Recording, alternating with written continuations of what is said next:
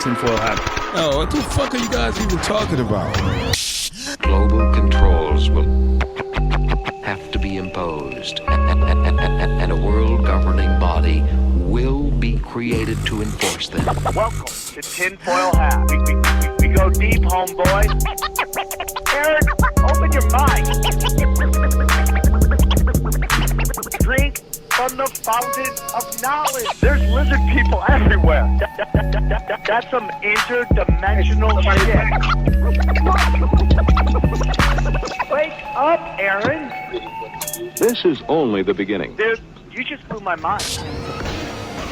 Are you ready to get your mind blown? Good morning, Swarm, and welcome to another episode of Tinfoil Hat Emergency episode. A double banger, nothing but bangers. We're doing 2 episodes today. We have Booker and podcaster and friend Mark Steeves from My Family Thinks I'm Crazy. He's coming on to talk Operation Avocado. Damn. And Ted Kaczynski. It's a very interesting deep dive into it, okay? And everything that led up. And it's very interesting, man. It's very interesting what happens to us as children affects us later on in life. And then we do a second part episode, which I'm very excited about. The Love Master, Craig Shoemaker, comes on and we discuss our new show that we're doing at the Pasadena Ice House. It is the Woke as Unwoke as Fuck show. It's almost sold out and at the Ice House. So if you hear this, go right to the Ice House website. The links are below and grab a ticket while you can. And it's a wonderful conversation with Craig. It was supposed to be 15 minutes. It goes 50. And like we get really deep into the Love Master and the things that happened to him as a child. And it's a very, very deep, wonderful conversation about a guy that reached some amazing heights in comedy. And to hear what he went through is so interesting. And I hope you guys enjoyed. So again, go to samtripoli.com. It has all my dates. I got to get some of my new dates up there. I'm going to be adding my own dates. I'm going to be doing new dates. I'm going to be doing a lot of my own work on that. So I hope you guys enjoy that. And then, just support me on Rockfin, man. It's for $15 a month. You get everyone on Rockfin plus 3 episodes a week from just me on Tinfoil Hat. Then you also get Conspiracy Social Club, 1 show from them. So that makes 4. Then you get First Look at Broken Sim. So that's 5. So all that for a couple bucks, 15 bucks is probably the best deal on the internet. Check out the new t-shirts. Go check that out. We got the new George Bush Death Cult t-shirt that Justin Somi is flying off the rack. So support the show. It's a great way to support the show. I love you all so much. Thank you so much for the support you give this show. It's 7 years in. We're still in the top 100 on comedy podcasts. So that means a lot to me. Like individual episodes get up to like we're top 50 on individual episodes. So I love you very much. Without you, Swarm, I would just be talking to myself. So please enjoy this emergency episode that we did with Mark Steeves and Craig Shoemaker. Enjoy the show. We go deep, homeboy. Aaron, open your mind. Drink from the fountain of knowledge. Okay, let's get into it. He's back by popular demand.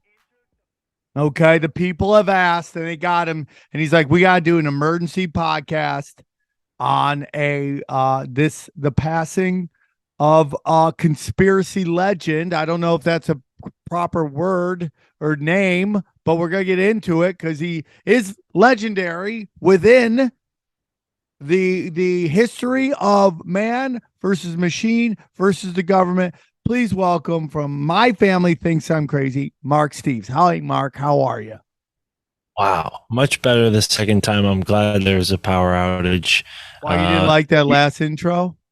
Oh, that was an omen from Mr. Kaczynski. Oh, snaps. Good technology, right? He shut down our first go at this. So here we are, round 2, back at it, emergency episode, your second emergency episode. Yeah, I And don't get used to these people. I mean, I do too much podcasting, but a couple things have come up that Daddy thought, hey, we gotta go hard in the paint. this one's well placed. Yeah. Well, Real let quick, me Mark, ask. before we get started, please tell all of our listeners where they can find you. Word is your show is doing very well. Thank you. Yeah, we're doing really well. We just hit 2 million downloads total, which is cool for a show that only has 300 something episodes now. The 300th episode's about to come out. And yeah, you can find it at myfamilythinksimcrazy.com, or you can just search My Family Thinks I'm Crazy wherever you listen to podcasts, YouTube, Rockfin, of course. And yeah, find me on all sorts of podcasts, including Tinfoil Hat. You're everywhere, all the time, never stopping, battling the forces of evil, Mark. Thank you for that. So, Mark, it's very interesting, Ted Kaczynski. As you know, I had a t-shirt that said the Unabomber was right, and Etsy took it down because they're fascists, okay? But Ted Kaczynski is an interesting and complicated legacy. Because Well, Ted Kaczynski would have hated the idea of a T-shirt being sold online, so maybe that was just akin to what happened earlier with the little tech error, because he was totally against technology, and maybe we'll get into that today because he has a very strange story. And yeah, I don't know. Let me ask you this, Sam, before we get started. Did you hear anything on the news about this? What have you learned about his passing so far? I have not learned anything about the actual way he passed. I just heard that he passed, and that's all I've heard. So very murky. All I've seen as well is that it was a suicide, which at first made me think of Epstein for some reason, considering he allegedly committed suicide in his prison cell, albeit, Kaczynski's been in prison for a long time. So why would somebody want him dead now out of, this many years after him being locked up? I don't know. That's kind of the question that came to me. It is weird. I mean, the notion. So he was in the super max where they got the worst, or what they want us to believe is the worst of the worst. El Chapo, the Boston bombing kid, who we can get into what he really represents if you want to. Who else do they have in there? The shoe bomber is there as well. And then like a January 6th guy is there too. You're like, okay, which one of these are not like the other? Which one of these just doesn't belong? So that's a super interesting thing. So it's like, but the reason I bring that up is because that place is meant to make it so you can't do really anything. Yeah, I imagine, Supermax prison, they don't allow any sort of interference whatsoever, right? So whoever was able to turn the cameras off and do whatever happened to Epstein in that short amount of time, I don't know if that would fly at the Florence Supermax prison. Good point. But either way, it's kind of interesting. And it turns out that there is a connection through the Edge Foundation to Kaczynski and Epstein. Maybe not a direct connection, but a very sort of tangential connection. And if you think about Epstein's connections to some of these investments he was making in the realms of genetics and other industries, pseudoscience industries and others, it's kind of interesting. And Ted Kaczynski has, at least when he was at Harvard and Stanford, sort of similar connections through this nexus of cybernetics research, which at that time, Kaczynski's time, when he first started at Harvard, cybernetics was, a new sort of thought being, actualized. And now we see the full potential of it, where it was never really about the computers themselves. More, it was about the mind and mapping the mind and the metaphor of the computer or the analogy of the computer. So Kaczynski, in a lot of ways, I think saw maybe that coming down the pike, coming down the pike, so to speak, and that being the future that we didn't, as human beings, We don't want. anticipate. We, yeah, obviously don't want it, but a lot of people are sort of dazzled into it, or put under this spell of innovation and progress, where a very intelligent guy like Kaczynski was seeing something a lot different, seeing the same thing but a lot differently. And I think, as your t-shirt pointed out, I think we can all agree he had some good points in his manifesto. But you were alive during the time period when the Unabomber stories were I coming remember out. it very, very vividly. I remember people were terrorized. And what's going on? Well, Well, there's a lot going on with Ted, and like we can get into that whole thing. I mean, a quick, I forget who the guest was. She was on the show, and she wanted to do the main show, and for some reason we had her booked, and then she canceled, and she said she was sick, or I don't remember exactly what the excuse was, but she was bringing up that Ted Kaczynski's mother did a podcast, and she was talking about how her son had been, when he was very young, like a year, less than a year, he broke out in this hives from head to toe, and they brought her to the hospital. His mother brought Ted to the hospital, and they said that he had to sit by himself, strapped down, for 7 days with nobody touching him. And body contact is very important to children at that very early age. And she said he was never the same. He never looked her right in the eyes again. And I'm sure that within if you probably tested Kaczynski, he'd probably come up autistic.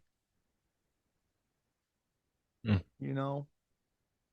Well, yeah, that aside, I mean, that may be part of why he was in the gifted program, which, when Steven Snyder was on the show recently, he mentioned all the strange connections with that program. And not to mention Timothy Leary and these psilocybin tests that he underwent, where they were dosing him with psilocybin at a time when, this was completely new to people, right? So Kaczynski, it's fair to say, after undergoing these psychedelic trials, had maybe some paranoid aspects to his personality that were more pronounced than before, right? You're talking about a very intelligent guy, but apparently he's in a group of 20 or so people that were connected to Project Artichoke. So, this is something that kind of raised a red flag for me, considering, these bombings that occurred. Some of the victims are also connected to this same program. Hold on. What are you talking about? What is Project Artichoke? All right. So I don't want to get anything incorrect here. So I'm just going to go and read directly from my sources here. But let's just read. All right. So as a sophomore, Kaczynski participated in a study described by author Alston Chase as a purposefully brutalizing psychological experiment led by Harvard psychologist Henry Murray. So Henry Murray, okay, not to mention Harvard psychology. He had connections to the OSS, right? Oh my God, bro. Subjects were told they would be debating personal philosophy with a fellow student and were asked to write essays detailing their personal beliefs and aspirations.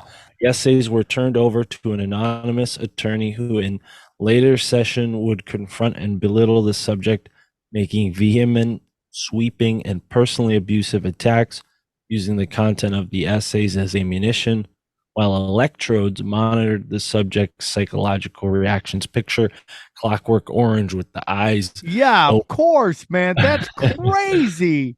That is so so crazy.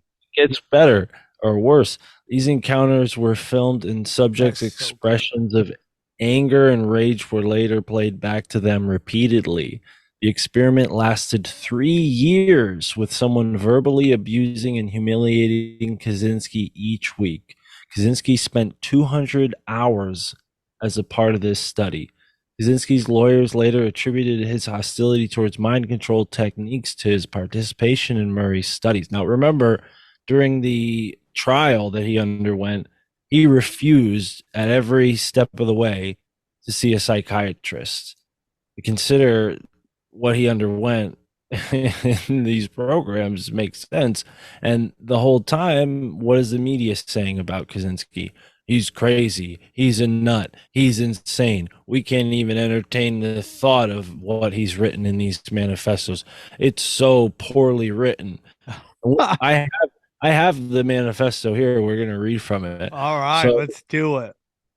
but anyways, so as I was reading here, it says some sources have suggested that Murray's experiments were a part of MK Ultra, Project Artichoke specifically, the Central Intelligence Agency's research into mind control.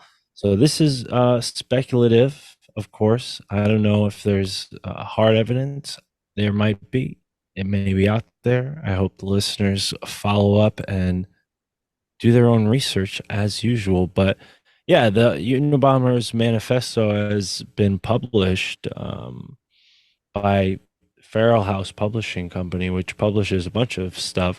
And one of the interesting sort of documentaries that people can go to learn more about this, if they're willing to read subtitles, we're going to watch a quick clip from it, the one portion of it that includes English speaker, but it's titled The Net, and it's a German documentary all about Kaczynski and his basically involvement in this nexus of Ivy League criminals, psychedelic research, Dude, that intelligence shit's crazy. operatives. And, you have to wonder, to what aim was Kaczynski used as a sort of patsy, if he was used as a patsy? I'm not dismissing the victims and the crimes committed. If he did mail those bombs, that's a terrible thing, and that's not to be, Dismissed. yeah, exactly. But, when you look at what was written, you have to wonder if something like bombs being sent in the mail could be, well, pinned on somebody who doesn't commit those acts. I mean, it's far more permissible, honestly. It seems more likely that someone would, hoax that as opposed to like a mass shooting. It seems a little more difficult to hoax. Again, that's a different topic, but still, you understand where a connection might be with these sort of mental illness victims, these people like supposedly Kaczynski, who have undergone some sort of experiments, trials. They've been abused, brutalized psychologically, and then they're used as patsies in these agenda events, basically these events that Well, I mean, like, you're basically agenda talking behind them. about most of these school shootings that we've Right. seen, right? Like, all these school shooters are on medication. They're in these like very, very controversial youth programs, especially the kid who shot Parkland, a very controversial youth program. People were like, why is he? They've looked back on that. And of course, what did you see? What did you see them gaslighting everybody who questioned why was he in these programs? They just gaslit them. Nothing controversial about that. You're a stupid conspiracy theorist. There's literally the title was no, his youth program had nothing to do with this. It's like crazy, right? Well, and it seems like Kaczynski is one of these, tier one type assets who was like a ticking time bomb that eventually, this manifested into him going off grid, which is something that he was always interested in, allegedly. While even when he was a student, he was interested in going out and camping and basically bushcrafting, right? And it was just something that now is considered like going off the grid, which at his time was a little bit more of a fringe idea. Now it's like a trendy thing you see on Instagram. But yeah, Kaczynski was kind of vilified as this off the gridder, wild prepper, an enemy of technological society. Meanwhile, he was somebody who was at basically the highest echelon of Western society, right? Harvard, how many people go to Harvard? You have to be either really brilliant or well connected from a certain family. So, but think about to this say as that well. he's just a nutcase is really just totally off base. Think about this, right? If we believe in the law of duality, right, and we know for a fact that they are willing to position people into places where most of society would see them as good, right? Mm-hmm. Like these cultural leaders that have led society in certain directions, which is the episode we just did with Julia from Cosmic Peach. Okay. If we know that does happen, why wouldn't they do the opposite of that and position people in negative places that do negative things that society doesn't like? And that allows for the powers that be to take more power, take more control. Absolutely. Yeah, and he is definitely someone who was rubbing shoulders with who would become movers and shakers, the technocrats, these people who clearly he was opposed against. And yeah, his manifesto, right, as it's called in the media, it was published eventually, I think, a couple times, but the latest and most interesting, in my opinion, is published by Feral House. It's titled Technological Slavery, The Collected Writings of Theodore Kaczynski. I have the PDF in front of me, and in the introduction, he says, the Industrial Revolution and its consequences have been a disaster for the human race. They have greatly increased the life expectancy of those of us who live in advanced countries, but they have destabilized society, have made life unfulfilling, have subjected human beings to indignities, have led to widespread psychological sufferings in the third world, to physical suffering as well, and have inflicted severe damage on the natural world. The continued development of technology will worsen the situation. It will certainly subject human beings to greater indignities and inflict greater damage on the natural world. It'll probably lead to greater social disruption and psychological sufferings, and it may lead to increased physical sufferings, even in advanced countries. So, a lot of people might take umbrage with that. They might disagree and say, oh, well, the luxuries of modern life, look at how great things are now. Oh, we have modern medicine, this and that. And yes, I, for one, I think people take for granted some of those things for sure. But the same flip of the coin, outside of, plumbing, I think there's still a lot of things that are not that advanced as far as infrastructure goes. I mean, I don't know if you saw the giant gaping hole in I-95. Philly. in Philadelphia. But yeah, I wonder how long that'll take to get repaired. Yeah, I totally agree with you, Mark. Today, we need to discuss a pressing issue: the FDA's attempt to control powerful health supplement, NMN. The controversy surrounding NMNs highlights how certain forces seek to manipulate the market and limit consumer access to beneficial products.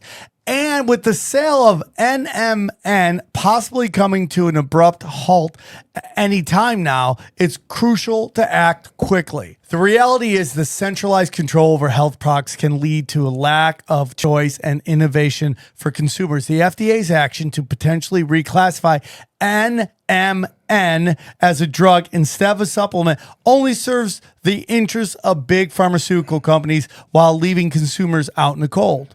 The FDA is attempting to change the status of NMN supplements to be classified as a drug, which would allow pharmaceutical companies to control it.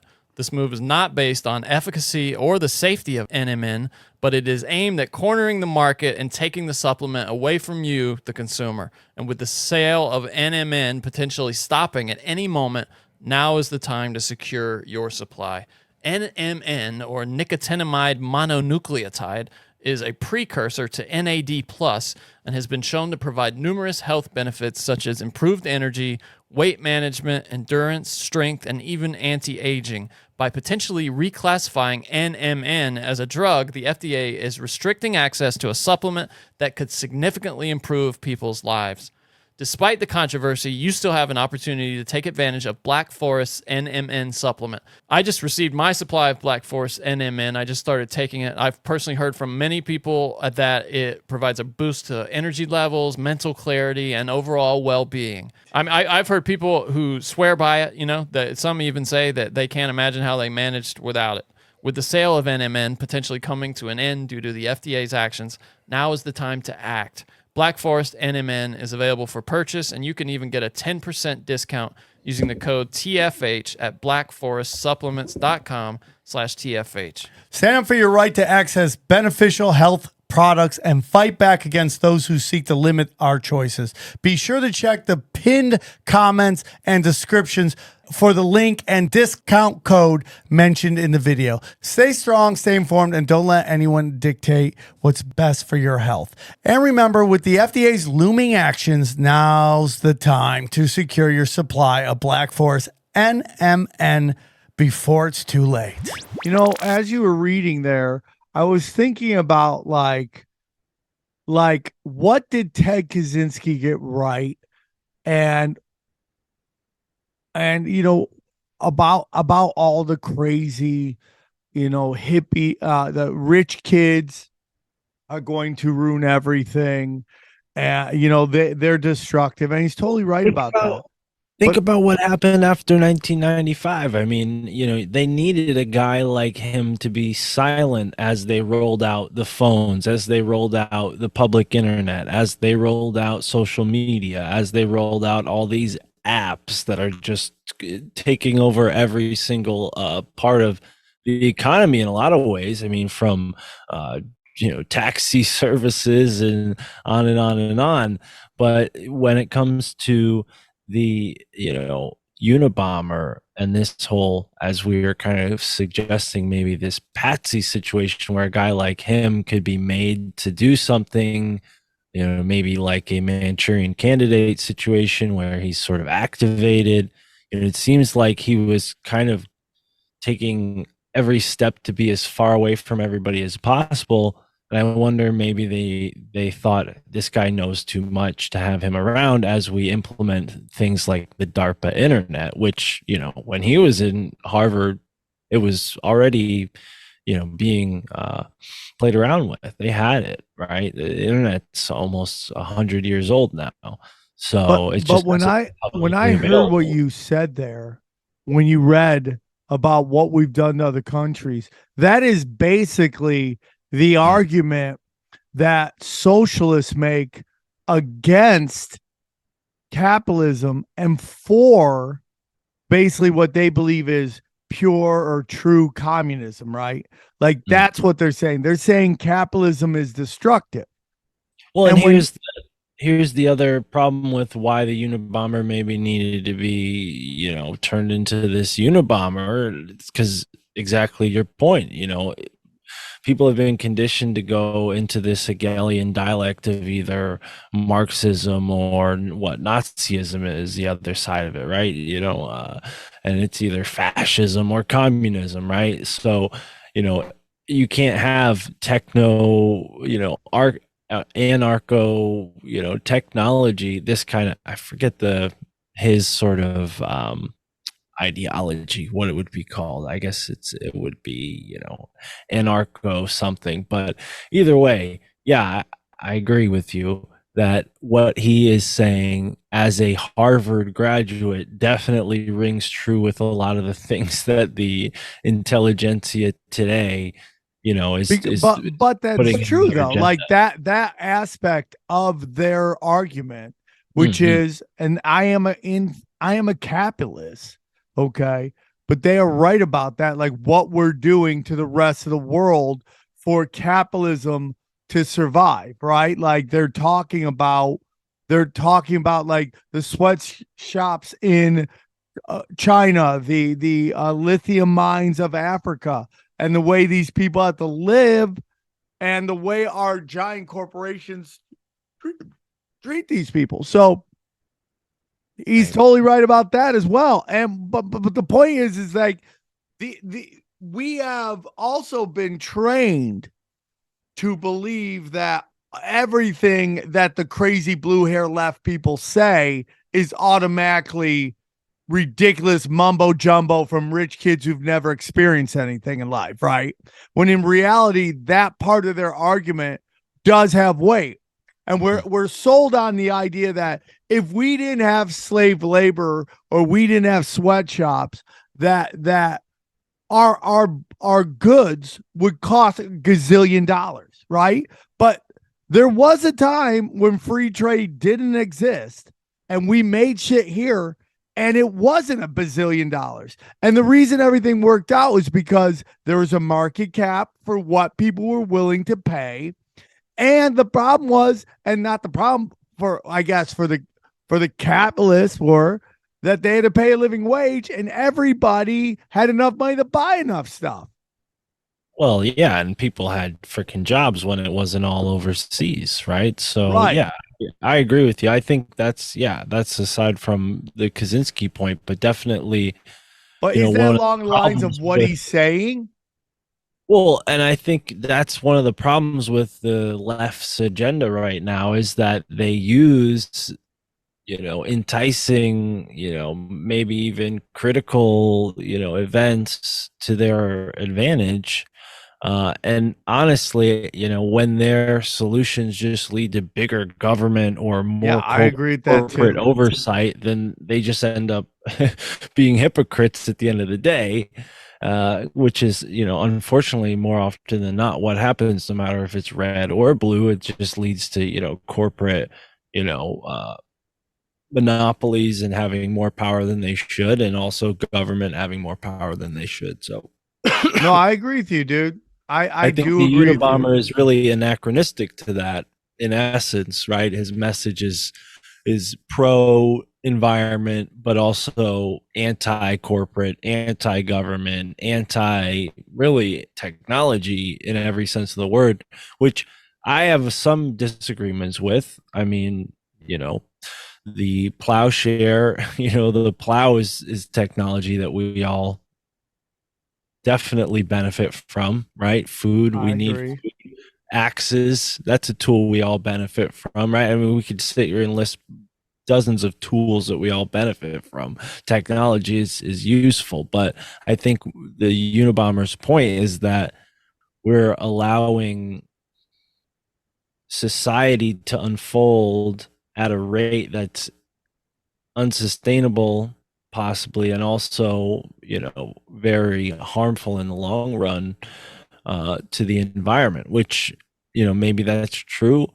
I think Kaczynski, with his education, had the resources available to him to discern that. He wasn't just a expert in making bombs; he was an expert in a dozen different things. So I don't even know how much he knew about bombs. That might even be something that, again, like this sort of supposition that he was a patsy. Maybe this is something that was implanted on him, or he was coerced. There's the whole thing with a couple of the far right so-called domestic terrorists, where I forget if it was Ruby Ridge, where the guy was kind of coerced into, sawing off a shotgun for a guy and ended up being an FBI informant. So Yeah, there's you're totally right. examples of people within certain ideologies, extreme or otherwise, being basically turned and taken in, maybe even against their will, giving information that's then used against them, right? So, and Kaczynski, he was on the run for a while too, which is another aspect. Which I was way too young for that when it occurred, but when he was on the run, it seemed like they knew or had an idea of who he was. How quickly, do you remember how quickly it was between the time that they identified it was Ted Kaczynski and him being caught? No, do you know? No, I'm going to look it up right now, but it seems like he was on the lam for a while. And I remember one part of his story being that when he was caught, they took his house in Montana, this shack that he had, and they airlifted it somewhere to be forensically analyzed. That seems crazy, doesn't it? That seems like overkill. Yeah, well, yeah, I wonder, what was in there that they needed to just airlift the whole thing, Right. And again, we have connections to the intelligence going all the way back. If people find out that he was in CIA programs, that could have blowback. Even though I guess people are getting upset about it now when we find out all these people are basically intelligence operations. But again, this goes back to that episode we did with Recluse that you would reference earlier. It's like everything is an intelligence operation. Everything. It's all intelligence operation. And it's crazy.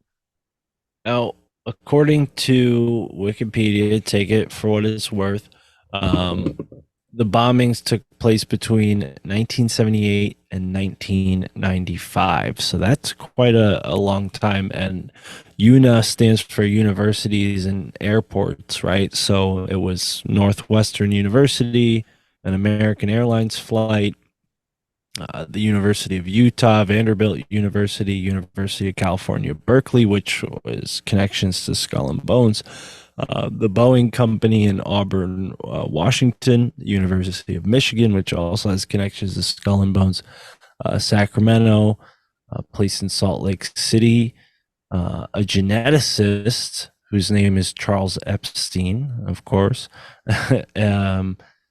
David Gelernter, a computer science professor at Yale University, was also a victim of one of these bombs.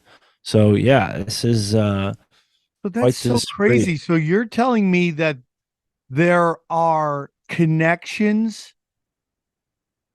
between Ted and the people he bombed? Yeah, so according to this, and I should play the clip now that you bring that up. According to this documentary that I heard about on a podcast called War Mode, shout out to War Mode. Oh, you listen to War Mode, huh? I tried to get those guys on the show. They're like, we're not ready yet. I'm like, let's go. Let's go. Tell the audience they're the best at getting people to change their minds. Let them know. Dude, open door to War Mode. People are like, get War Mode. I'm like, I'm offering it to them, bro. War Mode brought this up, and I was listening. I went and watched some of this, and I thought, yeah, we ought to talk about it. This is very interesting stuff. But yeah, if they want to come on, I mean, they got open door, boys. But here, let me share my screen and show this. It is German. Hopefully the subtitles come up. You guys will see the subtitles, but the gentleman that's connected to Epstein is, oh, you gotta enable. You did it in the meeting we were in before, but this is a new. Oh, come on, you mother of. Okay. Okay. All participants, bring All it. right. So it's called The Net, the Unabomber, LSD. As I'd read all their books. And all right. So this is John Brockton, and he is connected to this group called The Edge. They're sort of like a science publishing outlet and have connections to Epstein. And yeah, Kaczynski bombed this guy, and he actually happened to be somebody that he was connected to through Harvard. So that's where the connection was that you asked about earlier. But let's play it from the beginning here. now you're a neural net, or now you're in information with my nose. Can you hear the audio? Yes. Okay, hold on. Let me just make sure I go to the beginning. Know what you're looking at.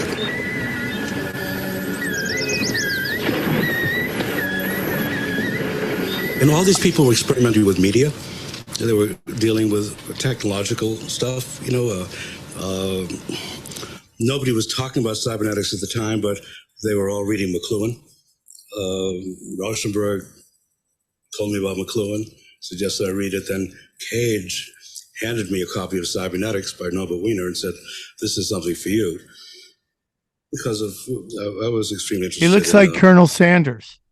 Notions of feedback and nonlinearity. I think that's Marshall McLuhan. Okay. Call from A.K. Solomon, who was head of biophysics at Harvard, and he had read about the Expanded Cinema Festival. Said, we have all these scientists up here at Harvard and MIT, and So listen to this.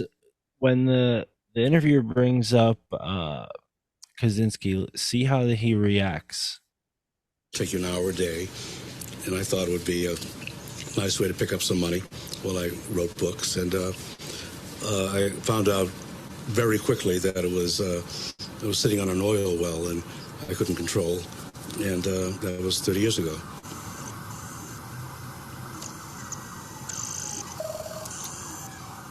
In 1993, someone attacked your network.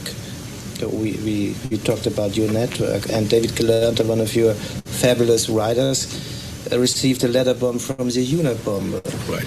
Why do you think he was a target? Well, I know he was a target. This madman, criminal madman, would read the New York Times, and a lot of the people he picked as targets were people that John Markoff had profiled. So Galante was the subject of one of the biggest profiles ever in the Times in 1991, and I'm sure that had something to do with it. Whoa! But the Unabomber, he studied in Harvard, and he was a mathematician. Yeah, and he's a sick criminal. I wouldn't have a serious discussion about this guy. He doesn't rise to the level. I think he's a guy that wrote this manifesto that He's starting to get ticks, right? Little like ticks. and is so flawed. So in order to get it published, he killed people. End of story. People can have arguments about environment and science, but you don't need to kill people to make your point. And I wouldn't dignify him by discussing him any further. Let's change the subject. Very weird. Very weird.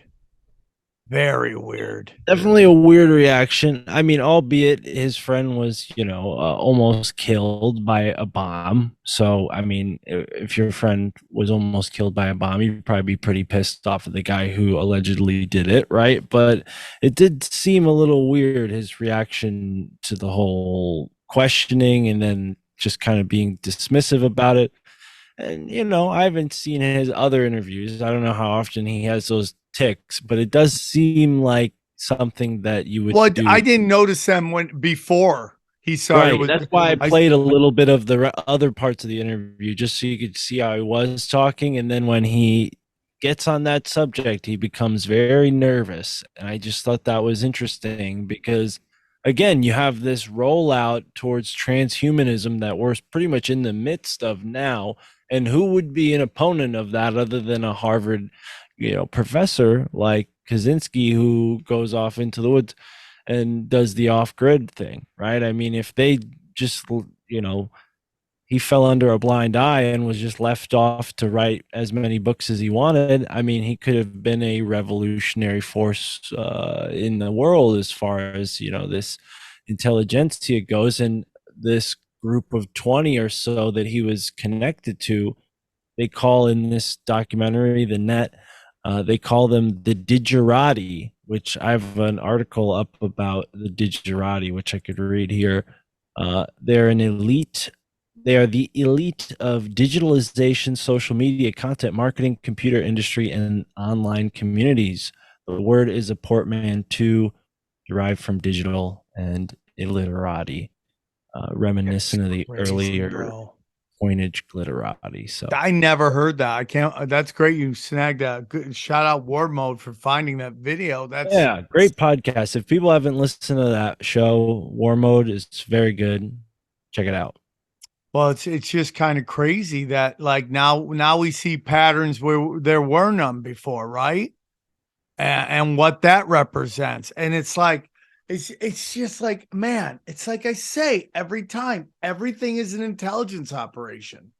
Everything, there is connections, there is order in all chaos. You just have to wait long enough for it all to settle and play out and be shown to you.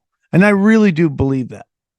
I really do believe that we are experiencing this revealing more and more of the fact that there is a small predator class that is inflicting great, both physical, financial, and also a third, spiritual trauma and pain to humanity. And it just, every time you do another podcast, you start to find another piece of this chaos. And we have to ask ourselves, what do these intelligence agencies really represent? What do they really represent? What are they really doing? What is their purpose?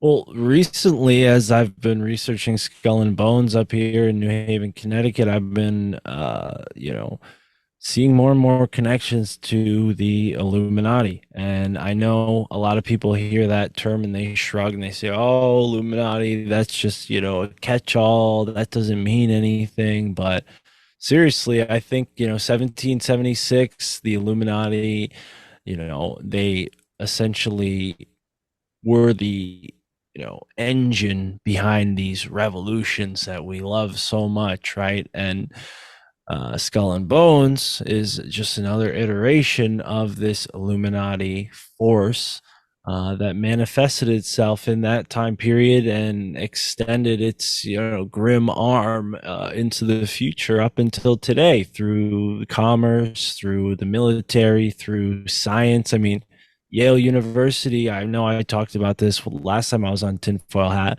but I don't know if I mentioned how oil essentially, the lifeblood of the Industrial Revolution, the lifeblood of World War I, World War II, wouldn't be possible without gasoline. It was basically created at Yale. For the first time ever, rock oil was distilled into petroleum by Benjamin Silliman, one of the legendary professors at Yale University, and his I believe his son or one of his nephews was a member of one of the secret societies at Yale, and the whole clan over there was connected to these secret societies, and that's why they've been so effective at what they accomplished. They literally created an incredible change in alchemy, using this oil to make incredible wealth for themselves and completely changed the world in so many ways. I mean, it only began with things like oil and steel, right? I mean, now it's like we said, apps, and now the metaverse with the mind control matrix getting closer and closer to, your fleshy, gooey parts.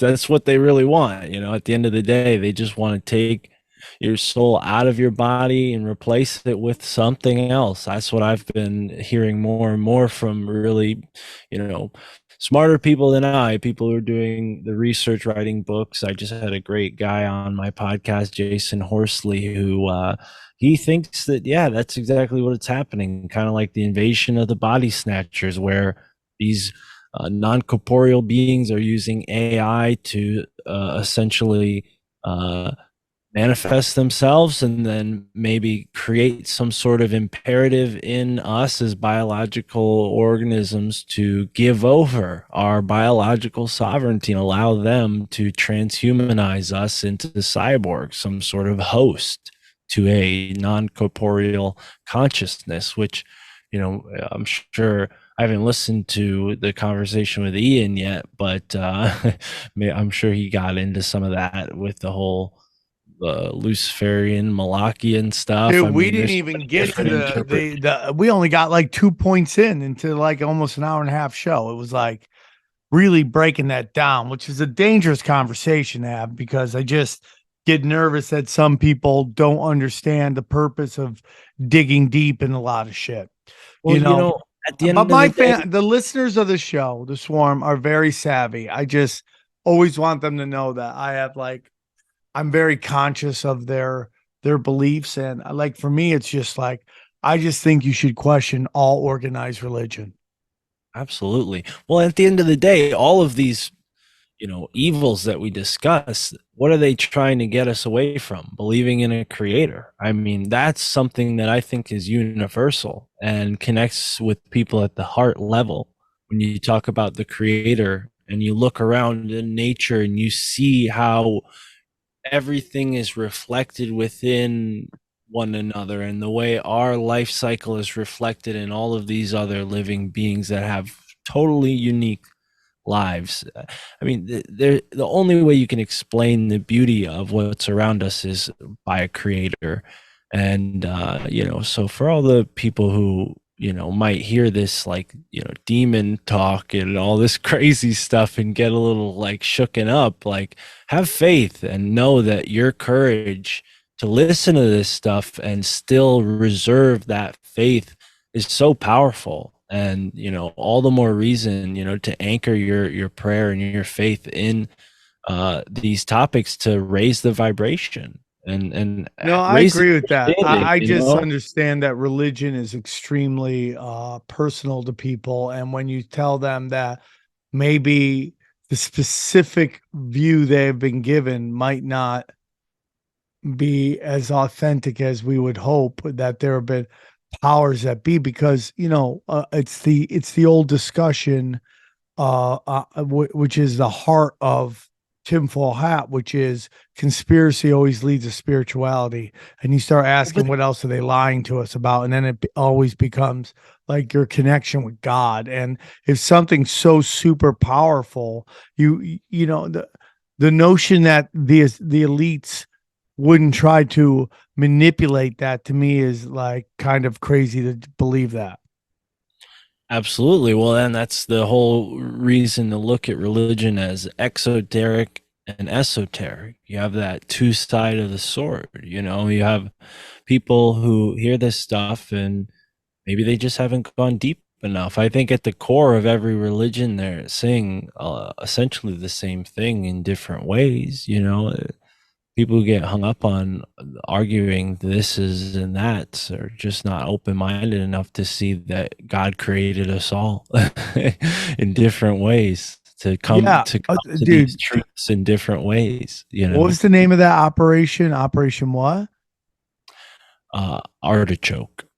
It was one of Operation the first. Artichoke. It was one of the first MK Ultra operations, but this was one where I believe this was one where they were administering acid on people who had no idea, giving mushrooms to students who, were not aware of what they were taking. One of the like famous, I don't know if this is the tall tale myth legend type thing, but they were dose these Johns who were, going to visit Operation Midnight Climax. Yeah, okay. See, I remember that episode of Tinfoil Hat. So there were more detailed names than just Artichoke. I don't know if Artichoke was more like an umbrella with other projects underneath it, but yeah, Kaczynski was allegedly involved in this, according to what I read earlier. But yeah, people should check out this book. Did anybody else in that group to go on to do anything else? Well, I haven't watched the entire documentary. The Net is the Where name can of you it. find that? I'm going to send you the link. People can watch it for free on Internet Archive. All they have to do is type in the Net documentary. If you have DuckDuckGo, it's the first thing that comes up. It's the full title is The Net, the Unabomber, LSD, and the Internet. It's made by Lutz Dombeck. That's so crazy, dude. And then the stuff about the New York Times, it's like, oh my God. And you go, okay, so let's just say we're not the conspiracy savvy group that we are. We go, well, wouldn't he talk about this in interviews that he didn't do it and all that stuff? He never did that, as far as I know. But they could also have limited what the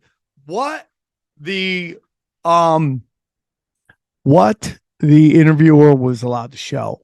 Or I don't know if I'm even at the point of questioning whether he did it or not. I wonder if it's more or less whether he was still Ted Kaczynski when he was doing that. Like maybe those things could have been, set up. Other people could have actually mailed the bombings with his knowledge that he was going to take credit for it because he knew he was taking part in some operation that he had been activated, right? Like this sort of Manchurian candidate idea where somebody's sort of implanted with a pattern or a plan and then it's in their subconscious. And this could be part of why he was so paranoid, because he knew something had gone on, this sort of anxiety of something impending, this like fate in his subconscious that he couldn't actually access in his conscious mind and make sense of. And then all of a sudden he's in the woods making bombs.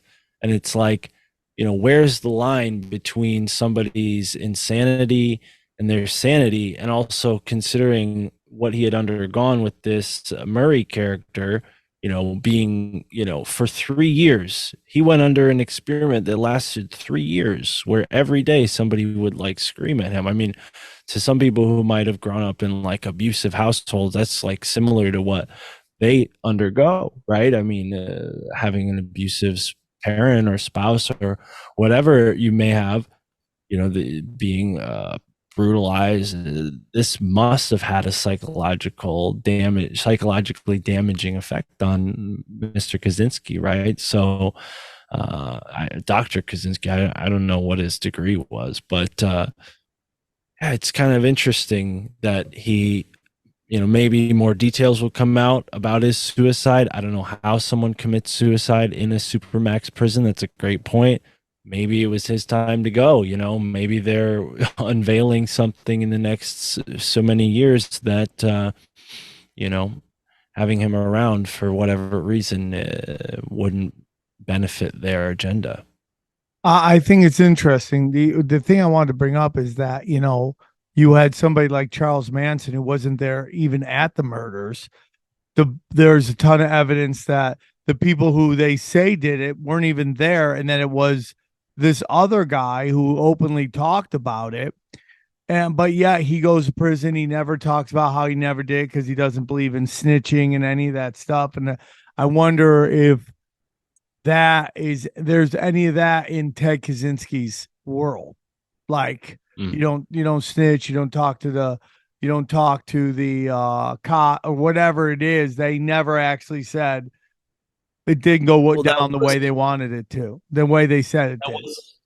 That was an aspect of his trial, is he refused to see any psychiatrists. I mentioned that earlier, but yeah, it definitely seems like he was at that point in time well aware of the danger of seeing a federally appointed psychiatrist, especially when the media is trying to make you out to be this insane criminal madman, which, again, maybe he was, but I wonder how much of that was his own making, right? Maybe he wrote this book about technological, advancements going awry, and his peers were like, hey man, like, we're about to make billions of dollars off of all these systems technologies, and you're telling us that they're evil, and you're actually making some really good points. Yeah, or you're right about what it's going to do to everybody.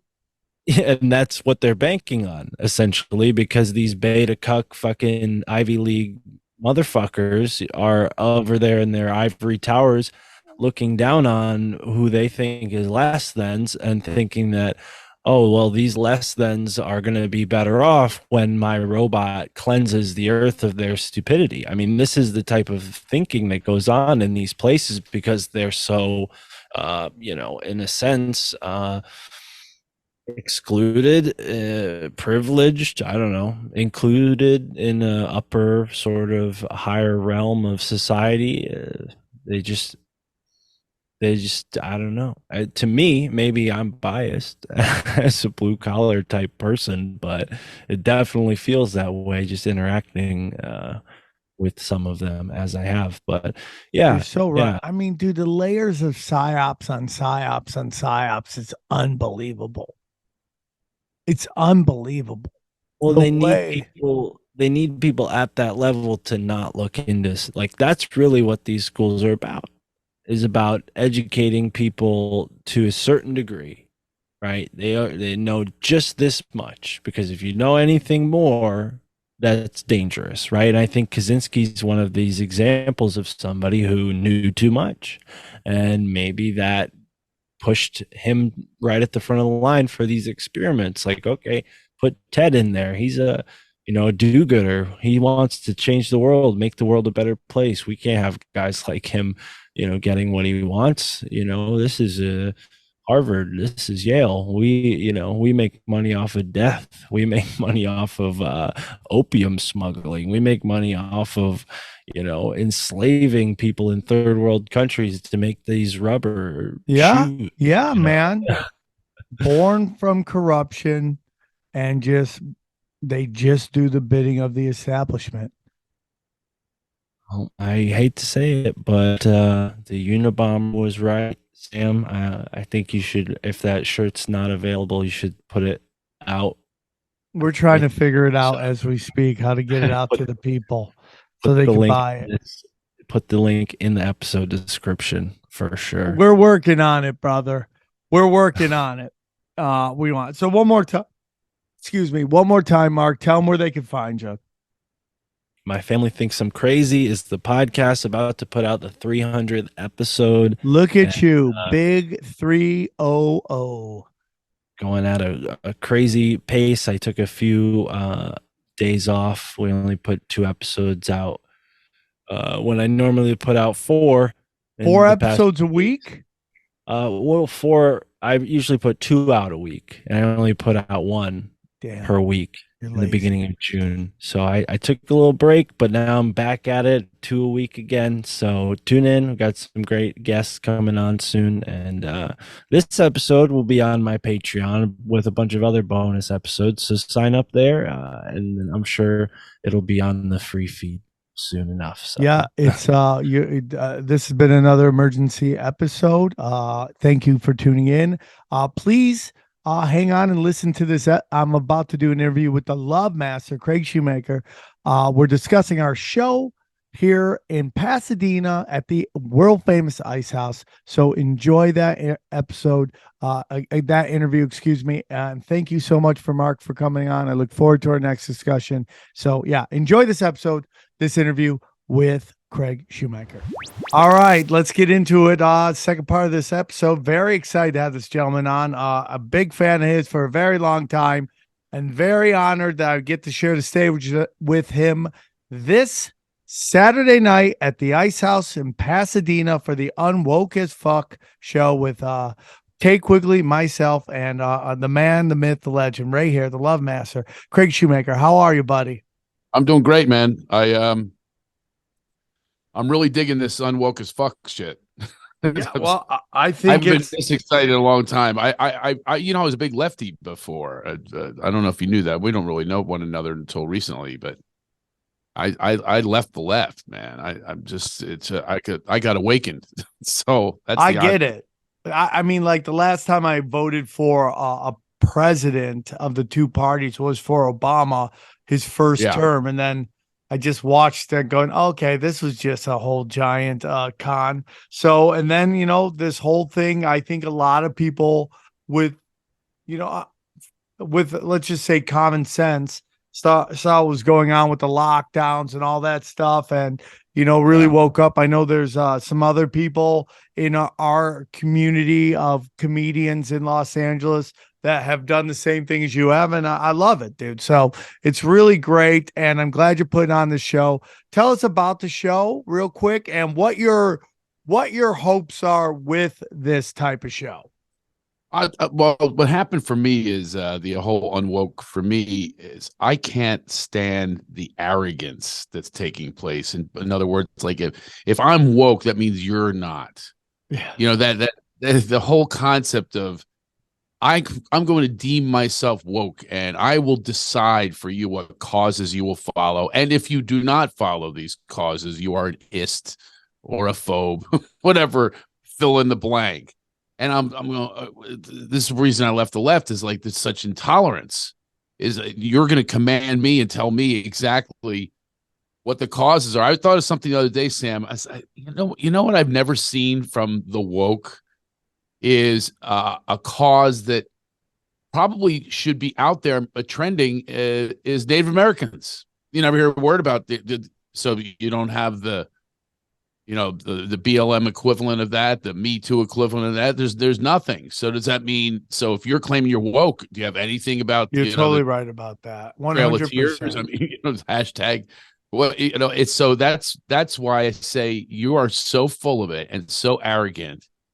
And they have this whole belief in that if they're following a trend, then therefore they are the smarter. They're the elite. And I agree with that, Craig. And I watched Mickey Moses' movie the other day, and this is what happens. Unfortunately, is the smart people who deem themselves smart and educated become followers and stupid, and that's exactly what's happened. Well, we talk a lot about that on the show, that like over this time through my journey from, I was, this show Tinfoil Hat that you're on right now, when I started it and where I am today is this kind of, I've learned so much about the world and how it operates. And one thing I've learned is that there's a real big difference between intelligence and smarts. Intelligent people can write the greatest script you've ever seen in your life. Like eloquent, could win you an Oscar when that meant something. But they couldn't tell you how the world works on a street level in any way, like person to person. They're really great at following orders. They're really great at understanding the system and what the people who run the system want. And they can totally play to that because their whole life, that's what they've done since elementary school. We talk about it recently on the show.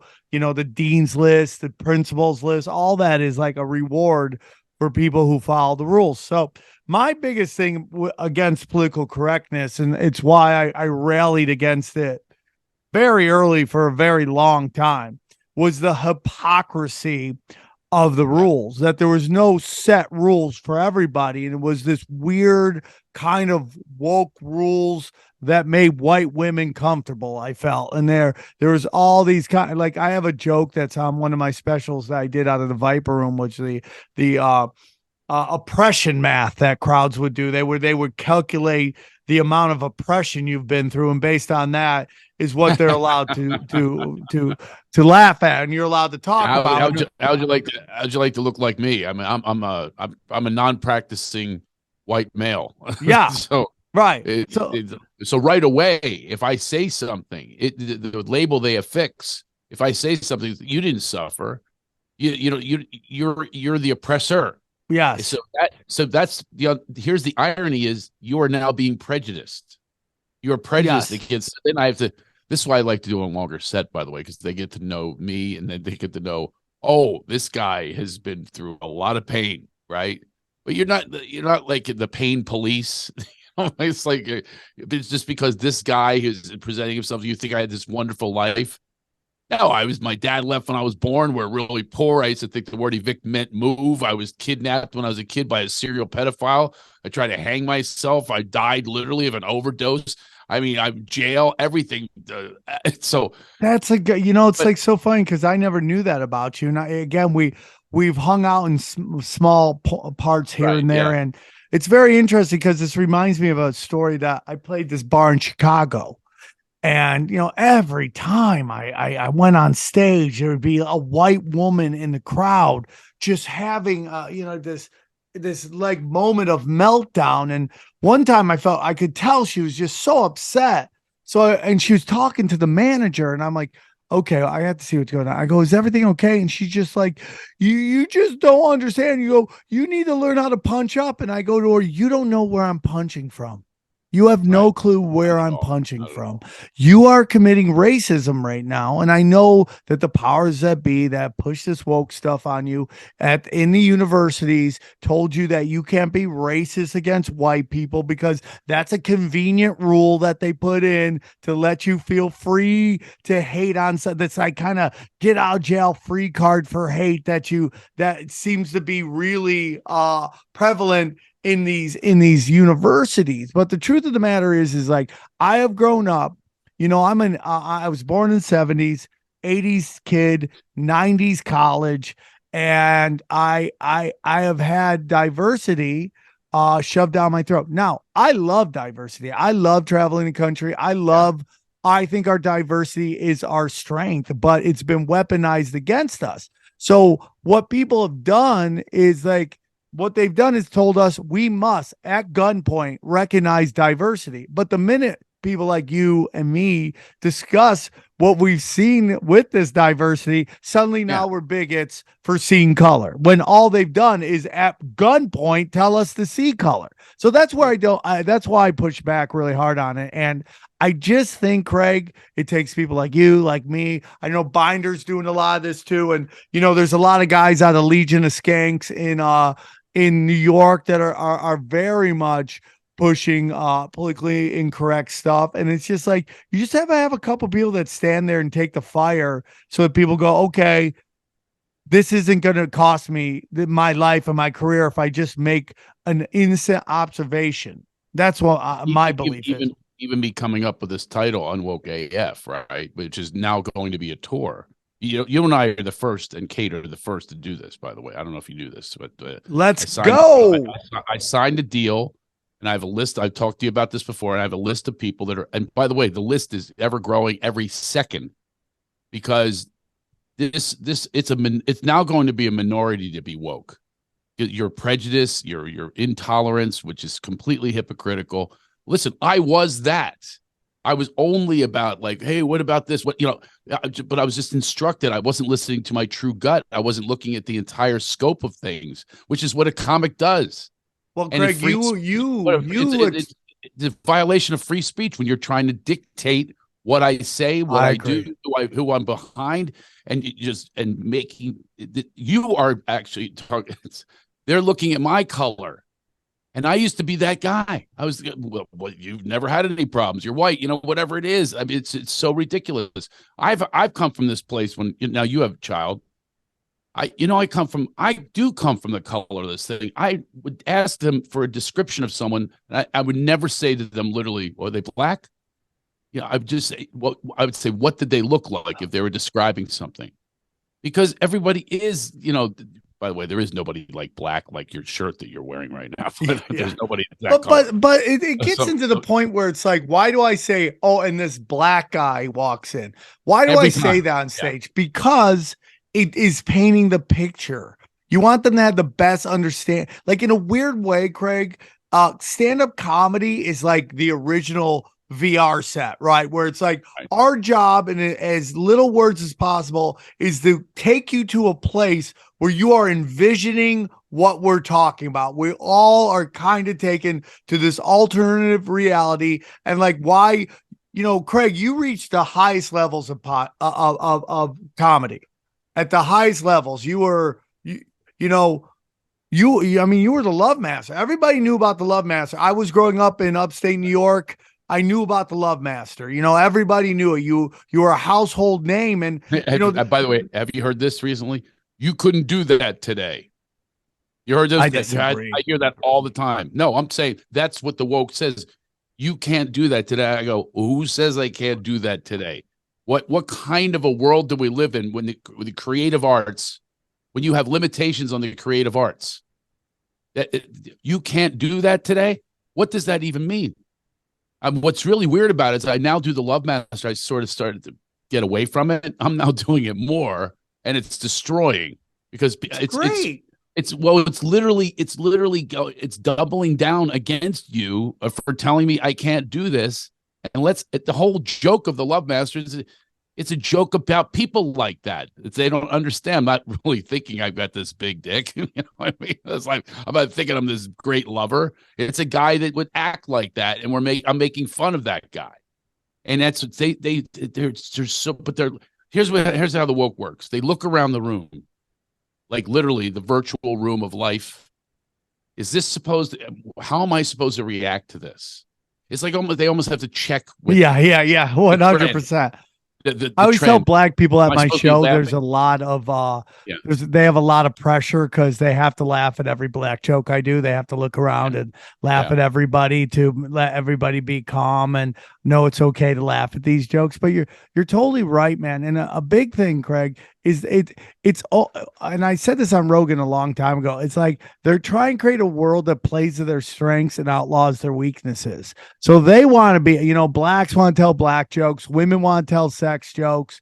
Everybody wants to tell jokes, but they don't want the other side to do it because they don't want to compete against that. They don't want to compete against these people. They want to have a monopoly on these jokes so they can be the only one that does it. And I'm like, that doesn't even make any sense to me. Doesn't make any sense. And by the way, I had a couple funny things to that. First of all, I found out from my DNA, I am 14% Ghana from Africa. So actually, it's all waved now. And the other thing is, when I would do the Love Master on radio, I had loads of people that they come to my show, go, I thought you were black. So are they going to walk out now? I don't like the jokes anymore. That really shows the irony of everything. Is like audio wise, man, this guy's funny. And I was like, all these awards and stuff, but then they see you and they go, oh no, I can't like this. He's a big white man. This guy's had no suffering in his life. I was beaten as a kid. Beaten Craig, you've been through it. Definitely.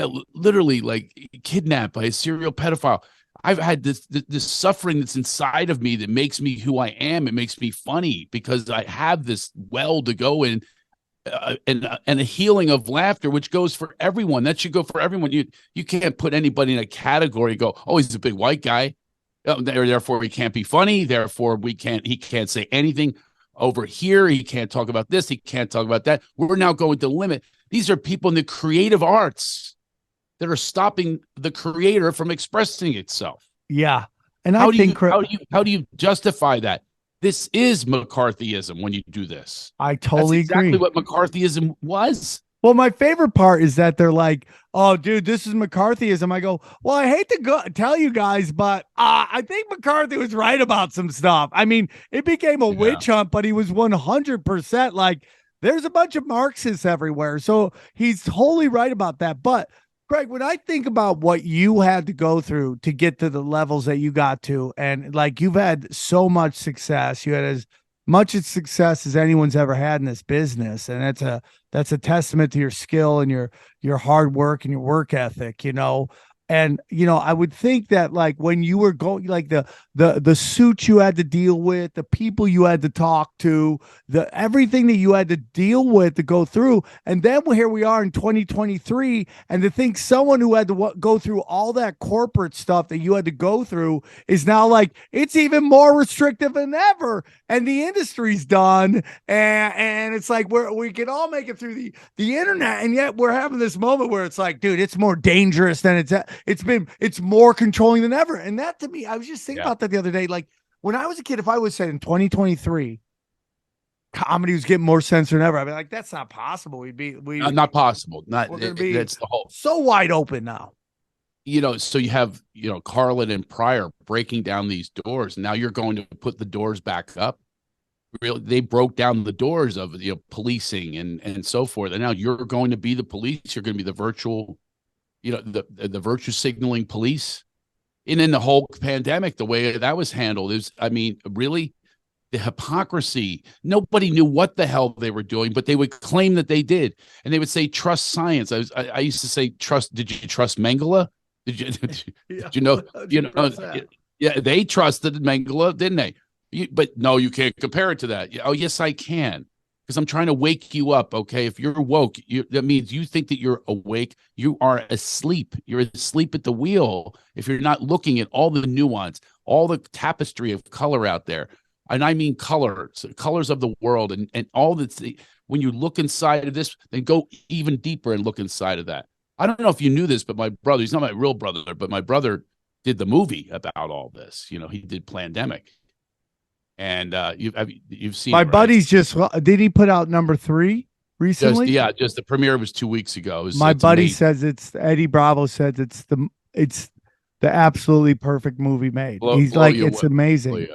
Yeah. Mickey. So by the way, Mickey's a great example. This is why I went down that road with him, because I'm going to tell you the truth. What happened? He and I, big lefties, and I'm big time. I was all supportive. I have a poem, like a rap about, BLM and stuff like that, and this white skin that I'm in, and all this kind of like, yeah, come on, say it. And then I went from that to Mickey was the first person to wake me up, because he was a big Bernie bro, left as could be, and we were both into transformational leaders, that's what I want to do. And by the way, that was the first indication. I'm going, these people aren't leading anything. They have a great book title, and they're just it's a big circle jerk. Everybody's just circle jerking each other in these transformational leaders. I'm going, how come we're not helping people in Skid Row right now? You're having a big party out here, which I don't party.